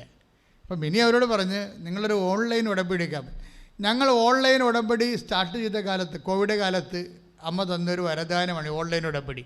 ഇപ്പോൾ അതുകൊണ്ട് രക്ഷപ്പെടണമൊക്കെ വിദേശ രാജ്യങ്ങളിലുള്ള ആൾക്കാരാണ്. ലൈറ്റൊക്കെ അതിൻ്റെ പ്രക്രിയയാണ് ആദ്യം തന്നത്. എന്ത് തൊട്ടാലും അമ്മ അതിന് ആൻസർ ചെയ്യും. അതൊക്കെ എന്ന് വെച്ച് കഴിഞ്ഞാൽ ലക്ഷക്കണക്കിന് ജപമാല ഇതിൽ ഡെപ്പോസിറ്റ് ചെയ്തിരിക്കുകയല്ലേ, ഭയങ്കര ഡെപ്പോസിറ്റ് അതിന് ലൈറ്റൊക്കെ ക്യാൻഡലിനും അതുപോലെ. അതിപ്പോൾ ഞങ്ങൾ ഫോൺ എടുക്കുന്നത് കൂടിയില്ല, നിങ്ങൾ ചുമ്മാ അടിച്ചാൽ മതി, അമ്മയുടെ പേരിൽ ഒരു മധ്യസ്ഥം അടിച്ചാൽ അതിന് അമ്മ ആൻസർ ചെയ്യും. കാര്യം 2003 ജപമാലകളെല്ലാം എത്രയോ കോടിക്കണക്കിന് ജപമാലകളല്ലേ ഇതിൻ്റെ ആസ്തിയായിട്ട് നിരതദ്രവ്യമായിട്ട് വെച്ചിരിക്കണത്. അതുകൊണ്ടാണ് അത് പെട്ടെന്ന് വർക്ക് ചെയ്യണ കാരണം. അപ്പോൾ എന്നോട് പലരും ചോദിച്ചു, അച്ഛാ ഉടമ്പടി ചെയ്ത് 2015 തൊട്ട് 19 വരെ ഉടമ്പടി ചെയ്തിട്ടുള്ള അതിൻ്റെ അനുഭവം കിട്ടിയ ആൾക്കാർ ഓൺലൈൻ ചെയ്തിട്ട് അവർ മൈൻഡ് ചെയ്യില്ല.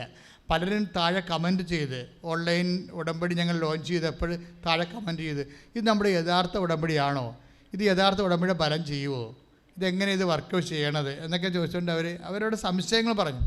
പക്ഷേ അമ്മ ആ കാലത്ത്, അപ്പോൾ പട്ടിണിക്കാലത്ത് തന്ന ഒരു ഭക്ഷണമാണത് അല്ലേ. കോവിഡ് എല്ലാ ധ്യാനകേന്ദ്രങ്ങളും അടച്ചു കഴിഞ്ഞപ്പോഴേ നെക്കിക്കളിയിലാഞ്ഞ കാലത്ത് അമ്മ തന്ന ഒരു സെർവിങ് ഫുഡാണ്. അമ്മ ഫുഡ് സെർവ് ചെയ്ത ഒരു അമ്മ ഭക്ഷണമാണത് ഓൺലൈൻ ഉടമ്പടിയെ. അപ്പോൾ ഇവർ ഓൺലൈൻ ഉടമ്പടി എടുക്കാൻ പറഞ്ഞു. അപ്പോൾ മിനിയുടെ ആ പറച്ചിൽ ഭയങ്കര ഗംഭീരമായത് കൊണ്ട് ഇതെന്താ സംഭവം, കമ്പ്യൂട്ടറെ ഇങ്ങനെ അടിച്ച് കയറ്റണമല്ലേ. അപ്പോൾ കമ്പ്യൂട്ടറെ അടിച്ച് കയറ്റുമ്പോൾ ഭാര്യ പ്രഗ്നൻ്റ് ആകുക, യുക്തിവാദിക്ക് വേണ്ടി അങ്ങനെ ചിന്തിക്കാം. അങ്ങനെ ചിന്തിച്ചാൽ അവർ തെറ്റ് പറയാൻ പറ്റത്തില്ല. കമ്പ്യൂട്ടറെ പേരടിച്ച് കയറ്റിയാൽ ഉടനെ ഭാര്യ പ്രഗ്നൻ്റ് ആകുക. സയൻറ്റിഫിക്കായിട്ട് ചെയ്യാനുള്ള കാര്യങ്ങളെല്ലാം ഞങ്ങൾ 6 കൊല്ലം കാശ് മുടക്കി ചെയ്തിട്ടുണ്ട്. ഇനിയിപ്പോൾ അവസാനമായിട്ട് കമ്പ്യൂട്ടറെ അടിച്ച് കയറ്റിയെന്ന് പറഞ്ഞ് ഭാര്യ പ്രഗ്നൻ്റ് ആകുക എന്ന് വേണമെങ്കിൽ യുക്തിവാദിക്ക് ചോദിക്കാം. ഇത് യുക്തിയുടെ മേഖലയല്ല, ഇത് വിശ്വാസത്തിൻ്റെ ഒരു മേഖലയാണ്. അത് യുക്തിവാദിക്ക് ഒരിക്കലും 2 ജന്മം കഴിഞ്ഞാലും മനസ്സിലാകത്തില്ല. പക്ഷേ അവൾ 2 ആഴ്ചക്കുള്ളിൽ പ്രഗ്നൻ്റായി. Praise the lord. അതാണ് സുധ ഉടനെ പ്രഗ്നൻ്റായി. അപ്പോഴേ അവർക്ക് എങ്ങനെയെങ്കിലും കയറ് പൊട്ടിച്ച് എന്ത് ലോക്ക്ഡൗൺ ആണെങ്കിലും ഇവിടെ വരണമെന്ന് തോന്നി.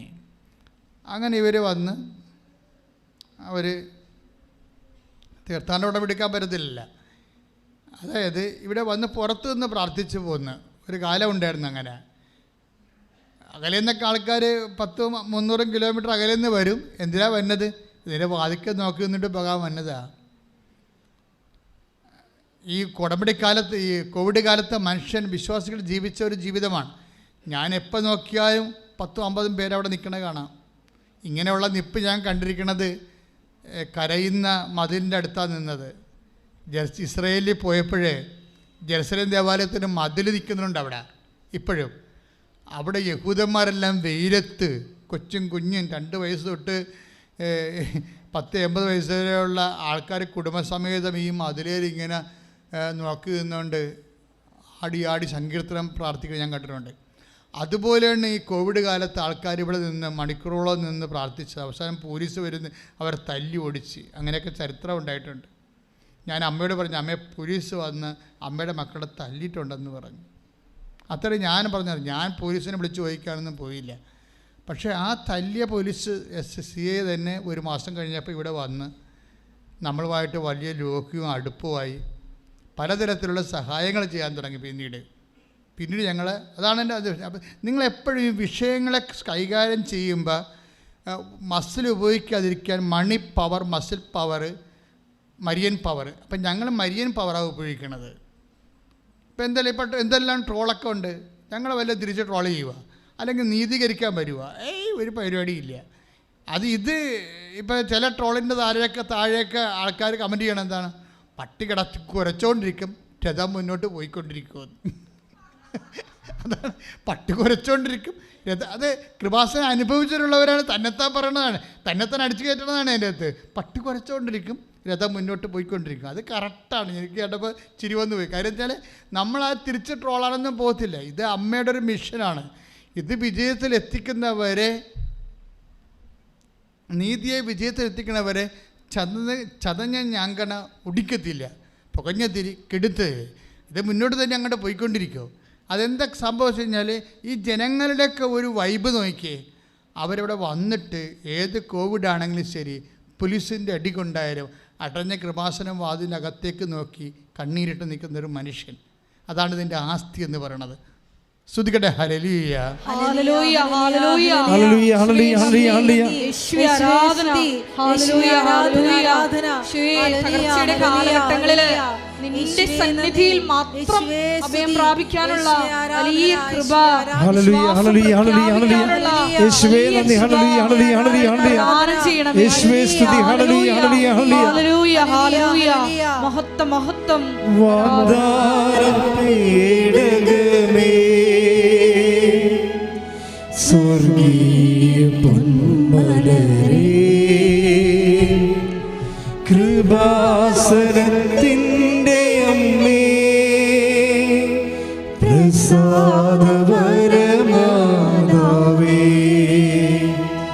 വാഗ്ദാന പേടകമേ,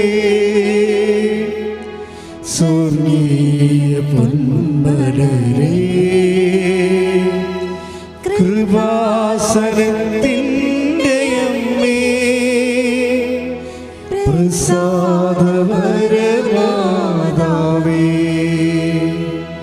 ആവേ ആവേ ആവേ മരിയ, ആവേ ആവേ ആവേ മരിയ, ആവേ ആവേ ആവേ മരിയ, ആവേ ആവേ ആവേ മരിയ. പരിശുദ്ധ പരമ ദിവ്യകാരുണ്യത്തിന് എന്നേരവും ആരാധനയും സ്തുതിയും പുകഴ്ചയും ഉണ്ടായിരിക്കട്ടെ. അപ്പോഴാ കുഞ്ഞിനെ അവസാനം അവർ പ്രസവിച്ച് കഴിയുമ്പോൾ ആ കുഞ്ഞിന് ഒരു റെസ്പിറേറ്ററി വിഷയം ഉണ്ടാകും, ശ്വാസ തടസ്സങ്ങളൊക്കെ ഉണ്ടാകും. പിന്നെ ഒരു 3 മാസം കഴിയുമ്പോഴാണ് റെസ്പിറേറ്ററി പ്രോബ്ലംസ് ഉണ്ടാകുന്നത്. അതായത് നമ്മളുടെ ജീവിതത്തിലേക്കുണ്ട് മക്കളെ, നിങ്ങളെപ്പോഴും ജീവിതത്തിൻ്റെ സങ്കടങ്ങളെയൊക്കെ അപ്രോച്ച് ചെയ്യേണ്ടത് സഹനത്തിനും സങ്കടത്തിനും ഒരു സുവിശേഷ സമീപനമുണ്ട്. ഞാൻ പറഞ്ഞില്ലേ, money power, muscle power, Mariam power. അതുപോലെ തന്നെ സമാന്തരമായിട്ടാണ് സഹനത്തിന്, അതുപോലെ തന്നെ ഒക്കെ എല്ലാം ഒരു സുവിശേഷത്തിൻ്റെ സമീപനമുണ്ട്. ഇവർ വളരെ എക്സ്ട്രാ ആയിട്ടുള്ള സഹനങ്ങളിലൂടെ തന്നെയാണ് പോണത്. വളരെ ആറ്റുനോറ്റ് സ്വപ്നം കണ്ട് പ്രസവിച്ച കുഞ്ഞിന് റെസ്പിറേറ്ററി പ്രോബ്ലമാണ്. അപ്പോൾ നിങ്ങൾക്കത് എന്തുമാത്രം മനസ്സിലാവുമെന്നറിയത്തില്ല. ഞാനതിൻ്റെ സത്യാവസ്ഥ പറയാം. അത് ടൈം ഓഫ് ഡിപ്പോസിറ്റാണത്. എന്ന് വെച്ചാൽ നമ്മൾ പ്രാർത്ഥനകൾ ദൈവത്തിൻ്റെ ഇപ്പം നിങ്ങൾക്കൊരു സഹനത്തിൻ്റെ സമയമാണെന്ന് വിചാരിച്ചോ. അപ്പോൾ അച്ഛനോട് പറയുമ്പോൾ എന്നോട് നിങ്ങൾ പറഞ്ഞാൽ ഞാൻ ഉടനെ നിങ്ങളോട് പറയത്തില്ല. കാരണം നിങ്ങൾ എന്തുമാത്രം ഞാൻ പറയണത് ഉൾക്കൊള്ളാൻ പറ്റുന്ന മാനസികാവസ്ഥയിലാണെന്ന് അറിയാത്തതുകൊണ്ട് ഞാൻ പലരോടും സൈലൻസാണ് കീപ്പ് ചെയ്യണത്. ഞാനൊരു ബ്ലെസ് ചെയ്ത് ശക്തിപ്പെടുത്തി വിടും, പക്ഷേ ഒന്നും മിണ്ടത്തില്ല. കാര്യം കാലാന്തരത്തിൽ അവർ തന്നെ, കർത്താവ് തന്നെ അവരെ തർജ്ജമ ചെയ്ത് കറക്റ്റ് ചെയ്ത് കൊണ്ടുവരണം. കാര്യം ഞാൻ എന്തെങ്കിലും പറഞ്ഞ് ഫുൾ സ്റ്റോപ്പ് ഇട്ട് കഴിഞ്ഞാൽ പിന്നെ നിങ്ങൾ അതാ വഴിക്കായിരിക്കും പിന്നെ നിങ്ങൾ ചിന്തിക്കുകയും ഭാരപ്പെടുകയും ചെയ്യുന്നത്. അതുകൊണ്ട് ഞാൻ ഈശോയ്ക്ക് ചില സമയത്ത് ചിലരെ ഏൽപ്പിച്ചു കൊടുക്കും. കാലാന്തരത്തിൽ അവർ കറക്റ്റ് ചെയ്ത് വരും. ഇപ്പോൾ എന്താ ഈ കുഞ്ഞിന് എന്താ പ്രശ്നം? റെസ്പിറേറ്ററി പ്രോബ്ലമാണ്. ഇപ്പോൾ ഡോക്ടർ വെൻറ്റിലേറ്ററായി ഇപ്പോൾ കൊച്ചു വെൻറ്റിലേറ്ററായെന്ന് എന്നോട് ഞാൻ അറിഞ്ഞാൽ ഞാൻ എന്തായിരിക്കും എൻ്റെ മനസ്സിൽ വിചാരിക്കാൻ പോണത്? ഭാര്യയ്ക്ക് നിന്നും ഭർത്താവിൽ നിന്നും കർത്താവ് പ്രാർത്ഥന സ്വീകരിക്കാൻ തുടങ്ങിയെന്ന്. കാര്യം നമ്മൾ ഈ മക്കൾക്ക് വേണ്ടിയുള്ള പ്രാർത്ഥന എന്ന് പറഞ്ഞു കഴിഞ്ഞാൽ ഇടിമിന്നൽ പ്രാർത്ഥനയായിരിക്കും മുഴുവനും, അല്ലേ? അതിനകത്ത് വെള്ളം ചേർക്കാത്ത പാല് പോലുള്ള പ്രാർത്ഥനയാണ്. നാട്ടുകാർക്ക് വേണ്ടി പ്രാർത്ഥിക്കുമ്പോഴല്ലേ നിങ്ങൾ പ്രാർത്ഥനയെ വെള്ളം ചേർക്കണത്? ഉറങ്ങിയൊക്കെ പ്രാർത്ഥിക്കും, അല്ലേ? പക്ഷെ മക്കൾക്ക് വേണ്ടിയാണ് പ്രാർത്ഥിക്കണമെങ്കിൽ ഇതുണ്ടല്ല, തനി തങ്കമായിരിക്കും അത്. അപ്പം അവിടേക്ക് ഒന്ന് കറയില്ലാത്ത പ്രയർ സ്വീകരിച്ചുകൊണ്ടിരിക്കുകയാണ്. അപ്പം നിങ്ങളുടെയൊക്കെ ഈ സഹന സാഹചര്യങ്ങളിൽ എപ്പോഴും ഓർക്കുക, നിങ്ങൾ അപ്പോൾ പ്രാർത്ഥിക്കേണ്ടത് അതിജീവന പ്രാർത്ഥനയാണ്, നിലനിൽപ്പിന് വേണ്ടിയുള്ള പ്രാർത്ഥനയാണ്. അത് സത്യസന്ധമായ കറക്റ്റ് പ്രാർത്ഥനയായിരിക്കും. അപ്പോൾ മാത്രമേ കറക്റ്റ് അതിജീവന കാലത്ത് മാത്രമേ കറക്റ്റ് പ്രാർത്ഥന വരത്തുള്ളൂ. ബാക്കി നിങ്ങൾ ഒരു 80 കൊല്ലമൊക്കെ ഈ ഭൂമി ജീവിക്കുമായിരിക്കും. പക്ഷേ പകുതി മുക്കാലും വെള്ളത്തേക്കാൾ കൂടുതൽ പാലായിരിക്കും, പാലിനേക്കാൾ കൂടുതൽ വെള്ളമായിരിക്കും പ്രാർത്ഥനയുടെ മുഴുവനും. അങ്ങനെയൊക്കെ വരാം. പക്ഷേ കറക്റ്റ് പ്രാർത്ഥന വരണത് അതിജീവന കാലത്താണ്. അപ്പോൾ അതിജീവന കാലത്ത് ഒരു സ്വർഗസ്ഥനായ പിതാവാണ് ചെല്ലണമെന്നുണ്ടെങ്കിൽ ഓർക്കുക, അത് 916 ആയിരിക്കും മിക്കവാറും പ്രാർത്ഥനയിൽ. ഇവിടേക്കൊന്ന് പ്രാർത്ഥന സ്വീകരിക്കുകയാണ്, കൊച്ചു ഡെസ്പറേറ്റീവാണ്. അപ്പോൾ ഡോക്ടറിനോട് പറഞ്ഞപ്പോൾ ഡോക്ടർ ഇവരോട് പറയും, പിന്നെ ഈ വെന്റിലേറ്ററിൽ നിന്ന് ഉടനെ ഒന്നും കൊണ്ടുപോകാമെന്ന് വിചാരിക്കരുത് കേട്ടാന്ന് പറയും. ഈ കുഞ്ഞിനെ കൊണ്ടുപോയിട്ട് തള്ളക്ക് പാല് കൊടുക്കാനുള്ള കൊതി കൊണ്ടിരിക്കുകയാണ്. എത്ര 6 കൊല്ലമായിട്ട് കിട്ടിയ കുഞ്ഞാണ്, അങ്ങനെ കൊണ്ടുപോകാനൊന്നും പറ്റത്തില്ല. അതൊക്കെ അവളാണെങ്കിൽ ഒരു ശവം പോലെയായി. അപ്പം ആ മനുഷ്യൻ എന്നിട്ട് ഈ കോവിഡ് കാലത്ത് ഇവിടെ വരും, ഭാര്യയെ ആശുപത്രി കിടത്തിയിട്ട് വണ്ടി ഓടിച്ച് ഇവിടെ വരും, ചേട്ടൻ്റെ മോളുമായിട്ട് ഇവിടെ വരും. ഇവിടെ വന്ന് മാതാവിൻ്റെ മുമ്പിൽ നിൽക്കും. അപ്പോഴന്ന് 9 മണിക്കാണ് തുറക്കണത്, കോവിഡ് കാലമല്ലേ. സ്റ്റാഫ് 9 മണിക്ക് വരുമ്പോൾ സ്റ്റാഫിനെ കയറ്റാൻ വേണ്ടി തുറക്കും. എന്നിട്ട് അപ്പോൾ തന്നെ ക്ലോസ് ചെയ്യും. അപ്പോൾ 9 മണിക്കാണ് തുറക്കണത്. ഇയാൾ മനുഷ്യൻ വന്നിരിക്കുന്നത് 7 മണിക്കാണ് രാവിലെ. 7 മണി തൊട്ട് 9 മണി വരെ തുറക്കാൻ വേണ്ടി ഇതിൻ്റെ വാതിൽക്ക് നിൽക്കും. അപ്പോൾ ഇയാളുടെ അവസ്ഥ കാണുമ്പോൾ വാച്ച്മാന് തോന്നും. വാച്ച്മാൻ ഇയാളോട് പറയും, ഇവിടെയൊക്കെ അനുവാദം ഇല്ലെങ്കിൽ കുളിക്ക് കൊടുത്തില്ലെങ്കിൽ പുള്ളി പറയും 15 മിനിറ്റ് തരാം, 15 മിനിറ്റ് കയറി മാതാവിനോട് പറഞ്ഞിട്ട് പെട്ടെന്ന് ഇറങ്ങണം. നോക്കി, ഒരു 15 മിനിറ്റ് ഒരു ഉടമ്പടി എടുക്കാതെ മാതാവിനെ കാണാൻ വേണ്ടി വന്ന ആൾക്കാരുടെ ചരിത്രം പറയുകയാണ്. ആ 9:09 തുറന്ന് 9:15 വരെ തുറന്നിട്ട് 15 മിനിറ്റിനുള്ളിൽ പുള്ളിക്കാരൻ കയറി അകത്ത് വന്ന്. ഇപ്പോൾ അന്ന് ഈ അകത്താരും കയറത്തില്ലേ, അത് കാരണം അകത്ത് വന്ന് മാതാവിനെ കണ്ട് എൻ്റെ കുഞ്ഞിൻ്റെ വൈഫിൻ്റെ കാര്യം പറഞ്ഞിട്ട് നേരെ തിരിച്ചു പോകും. തിരിച്ചു പോയി അവർ ചേർത്തലെത്തിയപ്പോൾ തന്നെ ഫോൺ വന്ന്, എന്താണ്, ഡോക്ടർ പറഞ്ഞ് കുഞ്ഞിനെ റെസ്പിറേറ്ററി സിംറ്റംസ് മാറിയിട്ടുണ്ട്, കുഞ്ഞിനെ വെന്റിലേറ്ററിൽ നിന്ന് റിലീസ് ചെയ്യാമെന്ന് പറഞ്ഞു. അപ്പോൾ ഇയാൾ ഇവിടെ ഇരുന്ന് വിറക്കാൻ തുടങ്ങുന്നതിൻ്റെ അകത്ത് കാര്യത്തിലെല്ലാം അയാൾക്കറിയത്തില്ല, ഇത്രയും സ്പീഡാണ് കാര്യമെന്ന് അറിയത്തില്ലല്ലോ. അയാൾ ഡോക്ടർ പറഞ്ഞ് കേട്ടിട്ടല്ലേ പോന്നിരിക്കണത്. ഇപ്പോഴെങ്കിലും ഈ മാസത്തിലെങ്കിലും കുഞ്ഞിനെ പുറത്തെടുക്കാൻ പറ്റുകയില്ല. പക്ഷെ പെട്ടെന്ന് ഇവിടെ നിന്ന് തിരിഞ്ഞ് ചേർത്തല വരെ ചെന്നതേ ഉള്ളൂ, അപ്പോൾ തന്നെ ഫോൺ വന്നില്ലേ. അപ്പോൾ ഇയാൾ ദൈവസാന്നിധ്യം അനുഭവിച്ചിട്ടേ ഇയാൾ പറയണേ, ഞാൻ കാറിലിരുന്ന് വിറക്കിയിരുന്നു പറഞ്ഞു. എന്നിട്ട് പിന്നെ പുള്ളി ഈസിയായിട്ടൊരു കാര്യം പറയും. അതാണ് ഞാൻ നിങ്ങളുടെ മുമ്പിൽ കൊണ്ടുവരാൻ ഉദ്ദേശിക്കുന്നത്.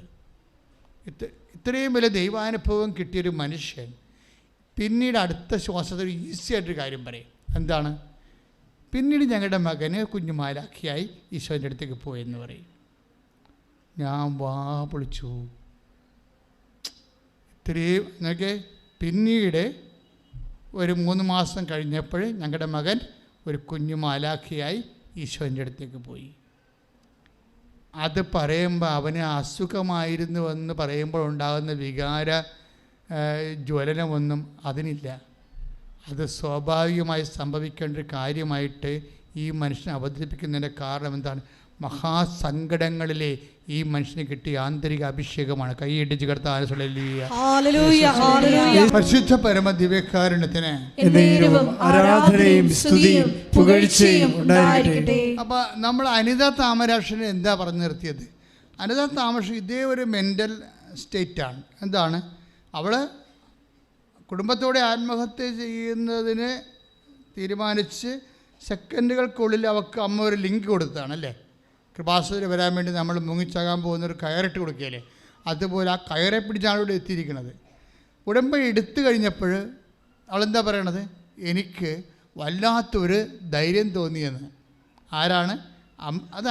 അതാണ് ഈ ഉടമ്പടിയുടെ പ്രത്യേകത. എന്ന് വെച്ചാൽ ഇപ്പോൾ അടൂരത്തെ റോയി എന്താ പറയണത്? അവൻ 3 മാസം കഴിഞ്ഞപ്പോൾ ഒരു കുഞ്ഞു മാലാഖിയായി ഈശോൻ്റെ അടുത്തേക്ക് പോയി. അത് ലാഘവത്തോടെ അവൻ്റെ ജീവൻ നിലനിർത്താൻ വേണ്ടി എന്ത് കണ്ണീരിട്ട് പ്രാർത്ഥിച്ച മനുഷ്യനാണല്ലേ. ഇത്രയും ഇതിനാണ് ആന്തരിക അഭിഷേകം എന്ന് പറയുന്നത്. ആത്മധൈര്യവും ആന്തരിക അഭിഷേകവും ദൈവത്തിൻ്റെ ഉടമ്പടി പ്രകാരമുള്ള സാന്നിധ്യത്തിൻ്റെ ഉറപ്പിൻ്റെ അടയാളമാണ്. കൈയിടിച്ച് കർത്താവ് പരമദിവ്യകാരുണ്യത്തിന്. So what is our point? എന്താണ് നമ്മളിത് കൊണ്ട് ഉദ്ദേശിക്കുന്നത്? അതായത് നീ ഒരു ദൈവ വാഗ്ദാനം പ്രാപിച്ച് മാനസിക ആശ്വാസങ്ങൾ പ്രാപിക്കുന്ന വരെയുള്ള നിൻ്റെ സമയം ഇൻ ബിറ്റ്വീനില്ലേ, അവിടെ നീ അനുഭവിക്കുന്ന ആന്തരിക സ്വസ്ഥത, ആന്തരിക അഭിഷേകം, ആത്മധൈര്യം, അതെല്ലാം ഉടമ്പടി പ്രകാരം നിൻ്റെ കൂടെ വന്നു കഴിഞ്ഞു എന്നുള്ളതിൻ്റെ ദൈവസാന്നിധ്യമായിട്ട് വിവേചിക്കണമെന്നാണ് ഈ പറയണത്. പ്രാർത്ഥിക്കുക. കർത്താവ് ദൈവമേ, അങ്ങ് ഞങ്ങളെ ഭൗതിക ആശ്വാസത്താൽ അനുഗ്രഹിക്കുന്ന വരെയുള്ള ഞങ്ങളുടെ മാനസിക വ്യാപാരങ്ങളെ അതിലനുഭവിക്കുന്ന അങ്ങയുടെ ആന്തരിക സാന്നിധ്യത്തെ വിവേചിക്കുവാനുള്ള ആന്തരിക നേത്രങ്ങളെ അങ്ങ് പ്രകാശിപ്പിക്കണമേ. ആന്തരിക നേത്രങ്ങളെ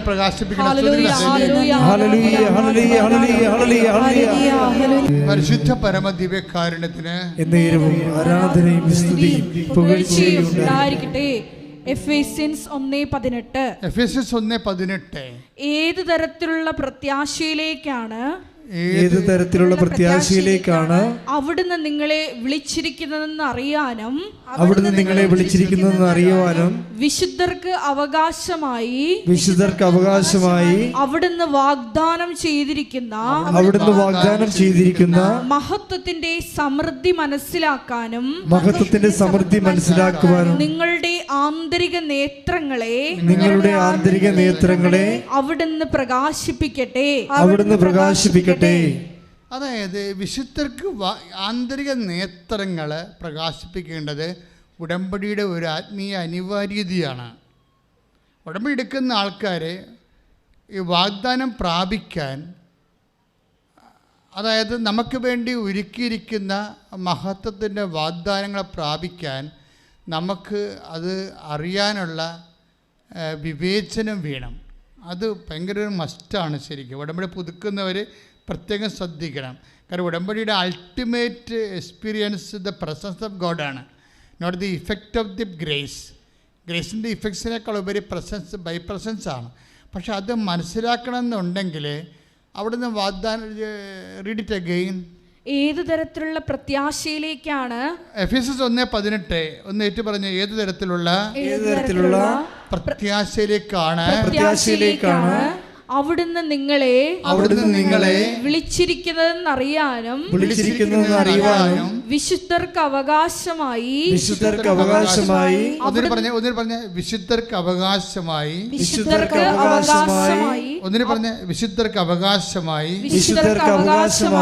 വിശുദ്ധരെന്ന് പറഞ്ഞ ആരാണെന്നറിയാവോ?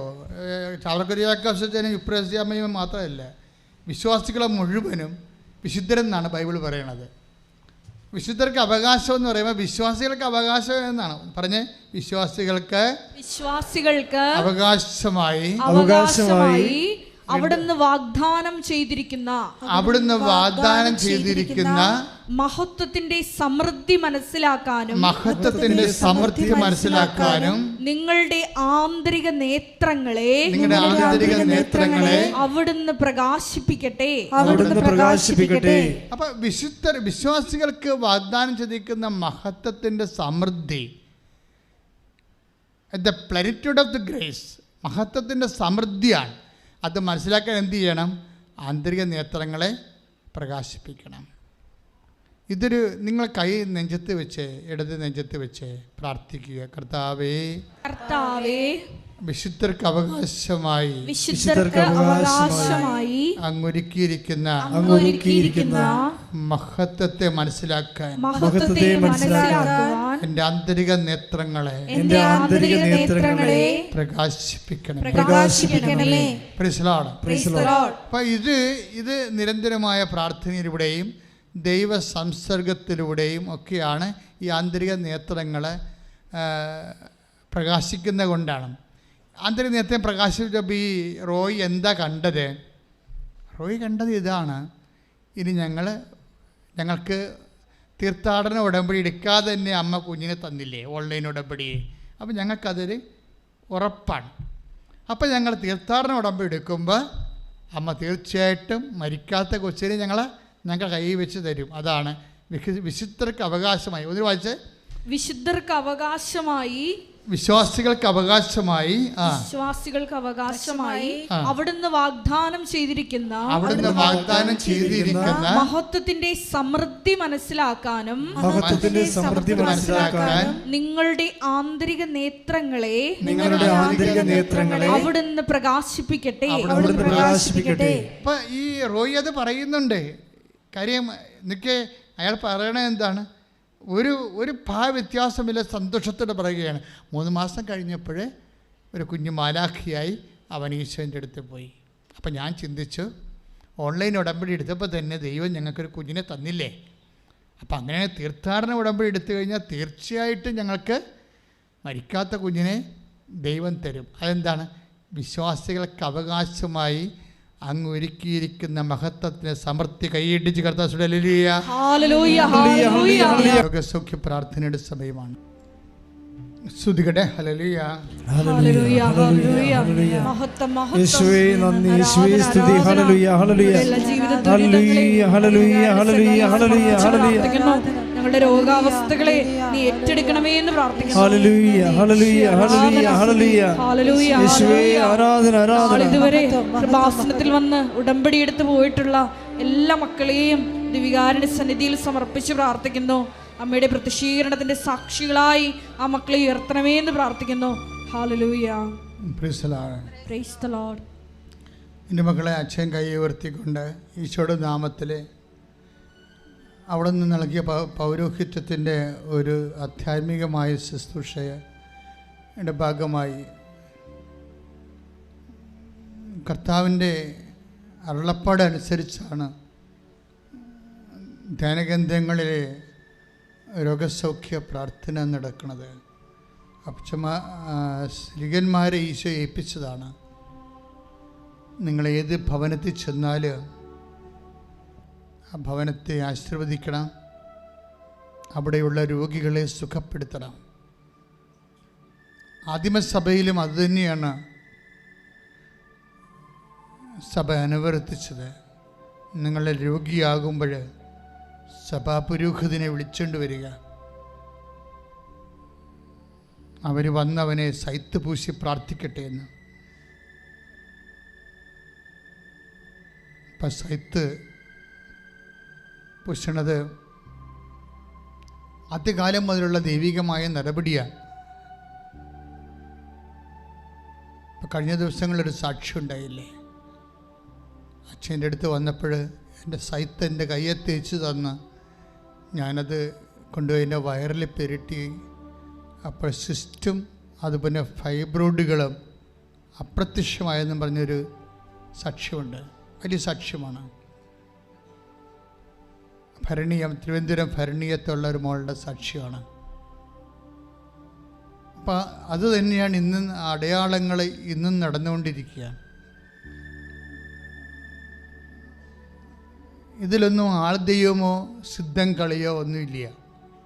സുവിശേഷത്തിൽ കർത്താവ് നൽകിയ വാഗ്ദാനങ്ങൾ കർത്താവിൻ്റെ നാമം വിളിച്ചപേക്ഷിക്കാനാണ് ഞങ്ങളെ ധ്യാനകേന്ദ്രങ്ങളിൽ നിങ്ങളെ ഒരുക്കുന്നത്. അതിനെ കർത്താവിൻ്റെ നാമം വിളിച്ചപേക്ഷിക്കണമെങ്കിൽ അത്തരത്തിലും ഹൃദയത്തിലും വിശുദ്ധി സൂക്ഷിക്കണം. അതിനായി ഞങ്ങൾ നിങ്ങൾക്ക് വചനങ്ങൾ നൽകുന്നത്. വചനാധിഷ്ഠിതമായി നിങ്ങൾ വിശുദ്ധീകരിച്ച് കർത്താവിൻ്റെ നാമം വിളിച്ചപേക്ഷിക്കുമ്പോൾ യേശുക്രിസ്തു 2 കൊരിന്ത്യർ 1:20 പറയുന്നു, സകല വാഗ്ദാനങ്ങളുമാണ്. രോഗശാന്തി മാത്രമല്ല, സകല വാഗ്ദാനങ്ങളുമാണ് ക്രിസ്തുവിൽ. അതുകൊണ്ടാണ് ക്രിസ്തുവിനെ പ്രാപിക്കാൻ നമ്മൾ ഏറ്റവും കൂടുതൽ സഫിസ്റ്റിക്കേറ്റഡ് ആയിട്ടുള്ള വെപ്പണാണ് ഉപയോഗിക്കുന്നത്. അത് മരിയൻ വെപ്പണാണ്. അതാണ് മരിയൻ ഉടമ്പടി എന്ന് പറയുന്നത്. അതുകൊണ്ടാണ് ഇത്രയും അടയാളങ്ങൾ നടക്കാൻ കാരണം. അതാണ് ലോകത്ത് എല്ലാ ദിവസവും സാക്ഷ്യം പറയണ ഒരേ ഒരു ധ്യാനകേന്ദ്രമാണ്. അതൊക്കെ മനസ്സിലായി. അതെന്താ കാര്യം? മരിയനായതുകൊണ്ടാണ്. മരിയൻ്റെ അങ്ങനെ ഒരു ഗുണമുണ്ട്. ശരിക്കും മരിയൻ എന്താണെന്ന് നമുക്ക് ഇന്നും അച്ഛന് പിടിയിട്ടില്ല, എനിക്ക് പിടിയിട്ടില്ല. ഞാൻ സെമിനാരി ചേരുമ്പോൾ ഞങ്ങളുടെ സെമിനാരി പാർലറിൽ ഒരു ഭൂഗോളവും പിടിച്ച് നിൽക്കുന്ന മാതാവിൻ്റെ വലിയൊരു ഛായാഗ്രഹ ചിത്രം ഉണ്ടായി. അവിടെ എഴുതി വെച്ചിട്ടുണ്ട് റെജീന മിഷനോരും എന്ന് വെച്ചിട്ടുണ്ടെങ്കിൽ ദ ക്വീൻ ഓഫ് മിഷൻസ്. ആത്മാക്കൾ യേശുവിനെ അറിയാത്തവരുടെ അറിയിക്കാൻ വേണ്ടിയുള്ള മിഷൻ്റെ രാജ്ഞിയാണ് അമ്മയെന്ന്. ഇപ്പം ആ രൂപം അവിടെ നിന്നെടുത്ത് മാറ്റിയിട്ടുണ്ട്. അതിന് പകരം മനുഷ്യൻ്റെ രൂപം വെച്ചിട്ടുണ്ട്. എനിക്ക് ഭയങ്കര സർക്കാസ്റ്റിക്കായിട്ട് തോന്നി. എന്താ സംഭവിച്ചതെന്ന്. സെമിനാരിയുടെ ഒരു കാലഘട്ടം കഴിഞ്ഞപ്പോൾ ആ മിഷൻ പോയിട്ട് അതിന് പകരം പണ്ട് മരിച്ചുപോയ ഒരു ശുശ്രൂഷകൻ്റെയോ വേറെ ആരുടെയോ എനിക്കൊണ്ട് അവിടെ ഒന്നും ഇല്ലെന്നാണ് എനിക്ക് തോന്നുന്നത് ആ സ്ഥലത്ത്. എനിവേ ഭയങ്കര സങ്കടം തോന്നി അത് കണ്ടപ്പോഴേ. കാര്യം ഞാനത് കണ്ടാണ് വളർന്നു വന്നത്. ഇപ്പോൾ നോക്കി മാതാവിൻ്റെ ഇപ്പോൾ നിൽക്കും റെജീന മിഷൻ ഒരു എന്താണ് മിഷൻ്റെ മാതാവേ ഞങ്ങൾക്ക് വേണ്ടി അപേക്ഷിക്കണേ. അന്ന് ഞാൻ കുഞ്ഞുനാളിൽ പ്രാർത്ഥിച്ചാണ്. 1976-77 കാലഘട്ടം. ഇന്നവിടെ രൂപമില്ല. ഒരു രൂപമാണ് പടമാണെന്നൊരു കാര്യമില്ല. ഞാൻ എന്താ ഇത്രയും വർഷം കഴിഞ്ഞിട്ട് അത് ഓർത്തിരിക്കണത്? അതിൽ നിന്ന് എനിക്ക് ചൈതന്യം കയറ്റിയിട്ടാണ്. നിങ്ങളുടെ വീടുകളിലൊക്കെ വിശുദ്ധമായ രൂപങ്ങൾ സൂക്ഷിക്കുകയും അവിടെയെല്ലാം വചനം എഴുതി വെക്കുകയും ചെയ്യുമ്പോൾ നിങ്ങളുടെ കുഞ്ഞുങ്ങളെ ഏതെങ്കിലും കാലത്ത് ആ വചനം ഒന്ന് തോണ്ടാൻ സാധ്യതയുണ്ട്. Price the Lord. അപ്പോൾ എന്താ പ്രശ്നം വെച്ച് കഴിഞ്ഞാൽ പൗലോസിന് കിട്ടാഞ്ഞ തുറവിയാണ് ഫ്രാൻസിസ് സേവന് കിട്ടിയിരിക്കുന്നത്. എന്താ കാര്യം? ഇവർ തമ്മിലുള്ള വ്യത്യാസം എന്താണ്? ഒരാൾക്ക് മാതാവിനെ അറിയാൻ പാടില്ലായിരുന്നു, മറ്റേ ആൾക്ക് മാതാവിൻ്റെ മുമ്പിൽ കണ്ണീരിട്ട് പ്രാർത്ഥിച്ചിട്ടുണ്ട്. അപ്പം മനസ്സിലായില്ലേ മറിയം ആരാണെന്ന്? എല്ലാ വാതിലും തുറന്നു നിൽക്കാൻ നിങ്ങൾ മരിയൻ ഉടമ്പടി എടുത്ത് അമ്മയുടെ മാധ്യസ്ഥത്തിന് സമർപ്പിക്കപ്പെട്ടവരാണെന്നുള്ള ബോധത്തിലെ നമ്മുടെ ജീവിതത്തിൻ്റെ മുഴുവൻ രോഗങ്ങൾ, മുഴുവൻ ജീവിത തടസ്സങ്ങൾ മാതാവിൻ്റെ മധ്യസ്ഥത്തിൽ തുറന്നു കിട്ടാൻ വേണ്ടിയായി ഇടിമുഴക്കം പോലെ ശ്രുതിക്കട്ടെ. ഹല്ലേലൂയ ഹല്ലേലൂയ ഹല്ലേലൂയ ഹല്ലേലൂയ യേശുവേ നന്ദി ശ്രുതിക്കട്ടെ. ഞങ്ങൾ പ്രാർത്ഥിക്കുന്ന അമ്മ മാതാവിൻ്റെ മാധ്യസ്ഥത്തിൽ പ്രാർത്ഥിക്കുന്ന കർത്താവേ, ഞങ്ങൾ പ്രാർത്ഥിക്കുന്ന എല്ലാവരും പ്രാർത്ഥിക്കട്ടെ. കർത്താവേ, മാരക രോഗങ്ങൾ വിട്ടുമാറാൻ വേണ്ടി അമ്മ മാതാവിന്റെ മാധ്യസ്ഥത്തിൽ പ്രാർത്ഥിക്കുന്ന തീരാ വേദികള് വിട്ടുമാറാൻ വേണ്ടി അമ്മ മാതാവിന്റെ മാധ്യസ്ഥത്തിൽ പ്രാർത്ഥിക്കുന്ന ജോലിയില്ലാത്തവരെ, സാമ്പത്തിക ബാധ്യതയുള്ളവരെ, ജീവിതം മടുത്തവരെ, തീർന്നവരെ, എല്ലാ വാതിലും അടഞ്ഞു പോയവരെ തുറക്കപ്പെടാൻ വേണ്ടി ഉടമ്പടി എടുത്ത മുഴുവനും ആവശ്യങ്ങളുടെ മേലും ദൈവത്തിൻ്റെ കൃപ ചൊരിയാൻ വേണ്ടി എല്ലാ അടഞ്ഞുപോയ വാതിലുകളും, എല്ലാ തരത്തിലുള്ള തടസ്സങ്ങൾ, ജോലിക്കുള്ള തടസ്സങ്ങൾ, വിസയ്ക്കുള്ള തടസ്സങ്ങൾ, പഠനത്തിലുള്ള തടസ്സങ്ങൾ, സാമ്പത്തിക വരുമാന തടസ്സങ്ങൾ, ആധ്യാത്മിക മുന്നേറ്റ തടസ്സങ്ങൾ, രോഗത്തിൻ്റെ എല്ലാവിധ ആവശ്യകതകളും യേശു ക്രിസ്തുവിൻ്റെ ഉന്നതമായ നാമത്തിലെ അമ്മ മാതാവിൻ്റെ മാധ്യസ്ഥത്തിലെ സൗഖ്യം പ്രാപിക്കട്ടെ, തടസ്സങ്ങൾ മാറട്ടെ. യേശുവേ സ്തോത്രം. ഹല്ലേലൂയ ഹല്ലേലൂയ ഹല്ലേലൂയ ഹല്ലേലൂയ യേശുവേ നന്ദി, യേശുവേ സ്തുതി. ഹല്ലേലൂയ ഹല്ലേലൂയ. യേശു ഉടമ്പടി നിബന്ധനകൾ പാലിക്കുന്നതിലൂടെ പ്രാർത്ഥിക്കുന്നു. സദയം തുടേണേ സുഖമായി എൻ്റെ ഉള്ളം അരികിൽ വരേണേ, സദയം തുടേണേ സുഖമായിടും എൻ്റെ ഉള്ളം. മക്കളെ, ചരിത്ര യാഥാർത്ഥ്യങ്ങളുടെ മുമ്പിലാണ് നമ്മൾ നിൽക്കുന്നത്. നിങ്ങളൊന്ന് പ്രാർത്ഥിച്ച്, കർത്താവേ, കർത്താവേ, പരിശുദ്ധ അമ്മേ, പരിശുദ്ധ അമ്മേ, ആശ്രയിച്ചുകൊണ്ട് അമ്മയുടെ മാധ്യസ്ഥത്തിലെ ഞങ്ങൾ അങ്ങയോട് പ്രാർത്ഥിക്കുന്നു. അപ്രതിരോധ്യമായ അങ്ങ് പോലും നിഷേധിക്കാതിരുന്ന നിഷേധിക്കാമായിരുന്നിട്ടും അമ്മയുടെ വാക്ക് മാനിച്ച അമ്മയുടെ മാധ്യസ്ഥത്തിലെ ഞങ്ങൾ ചെയ്ത ഉടമ്പടി പ്രകാരം വെച്ചിരിക്കുന്ന മുഴുവൻ വിഷയങ്ങളുടെ മേലും ദൈവികമായ അടയാളങ്ങൾ ലഭിക്കട്ടെ. ദൈവനാമത്തിന് മഹത്വം ഉണ്ടാകട്ടെ. ശ്രദ്ധിക്കട്ടെ. ഹല്ലേലൂയ ഹല്ലേലൂയ ഹല്ലേലൂയ. യേശുവേ നന്ദി. ഹല്ലേലൂയ ഹല്ലേലൂയ ഹല്ലേലൂയ ഹല്ലേലൂയ ഹല്ലേലൂയ ഹല്ലേലൂയ. യേശുവേ സ്തുതി. ഹല്ലേലൂയ. യേശുവേ ആരാധന. അരികിൽ വരേണേ സദയം തൊടേണേ സുഖമായിടും എൻ്റെ ഉള്ളം. അരികിൽ വരണമേ. അരികിൽ വരേണേ സദയം തൊടേണേ സുഖമായിടും എൻ്റെ ഉള്ളം.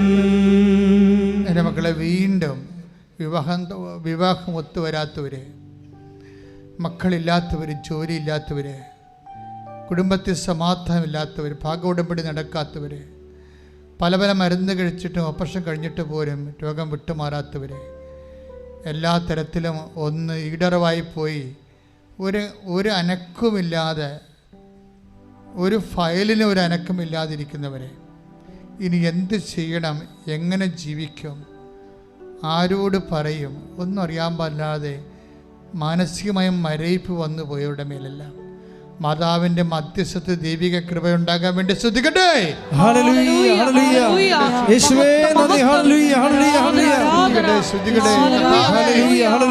പൗരോഹിത്യത്തെ മഹത്വപ്പെടുത്തണമേ.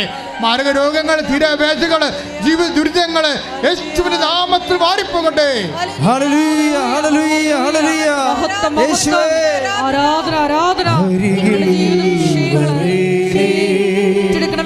സദയം തൊടേണേ സുഖമായിടും എൻ്റെ ഉള്ളം. അരികിൽ വരേണേ സദയം തൊടേണേ സുഖമായിടും എൻ്റെ ഉള്ളം. അന്വേഷണം മൗനമായി പ്രാർത്ഥിക്കുക. കണ്ണുകളടച്ച് മൗനമായി പ്രാർത്ഥിക്കുക. അച്ഛൻ എന്തെങ്കിലും കാര്യം ഒന്നും വിട്ടു പോയിട്ടില്ല, ജനറലായിട്ടാണ് എല്ലാ വിഷയവും ഈശോയ്ക്ക് ഏൽപ്പിച്ചിട്ടുണ്ട്. എങ്കിലും നിങ്ങൾക്ക് എന്തെങ്കിലും പറയാനുണ്ടെങ്കിൽ ഈ അനുഗ്രഹത്തിൻ്റെ സമയത്ത് പറയാം. ഓൺലൈനിൽ ഇരിക്കുന്നവർ പ്രത്യേകിച്ച് ഇപ്പോഴാണ് നിങ്ങളിത് തുറക്കുന്നതെങ്കിലും നിങ്ങൾ തുറന്ന് ഈ ആരാധനയിൽ അമ്മയോട് ചേർന്ന് നിങ്ങളുടെ സങ്കടങ്ങൾ സമർപ്പിച്ച് സാക്ഷികളാക്കണമെന്ന് പ്രാർത്ഥിക്കുക.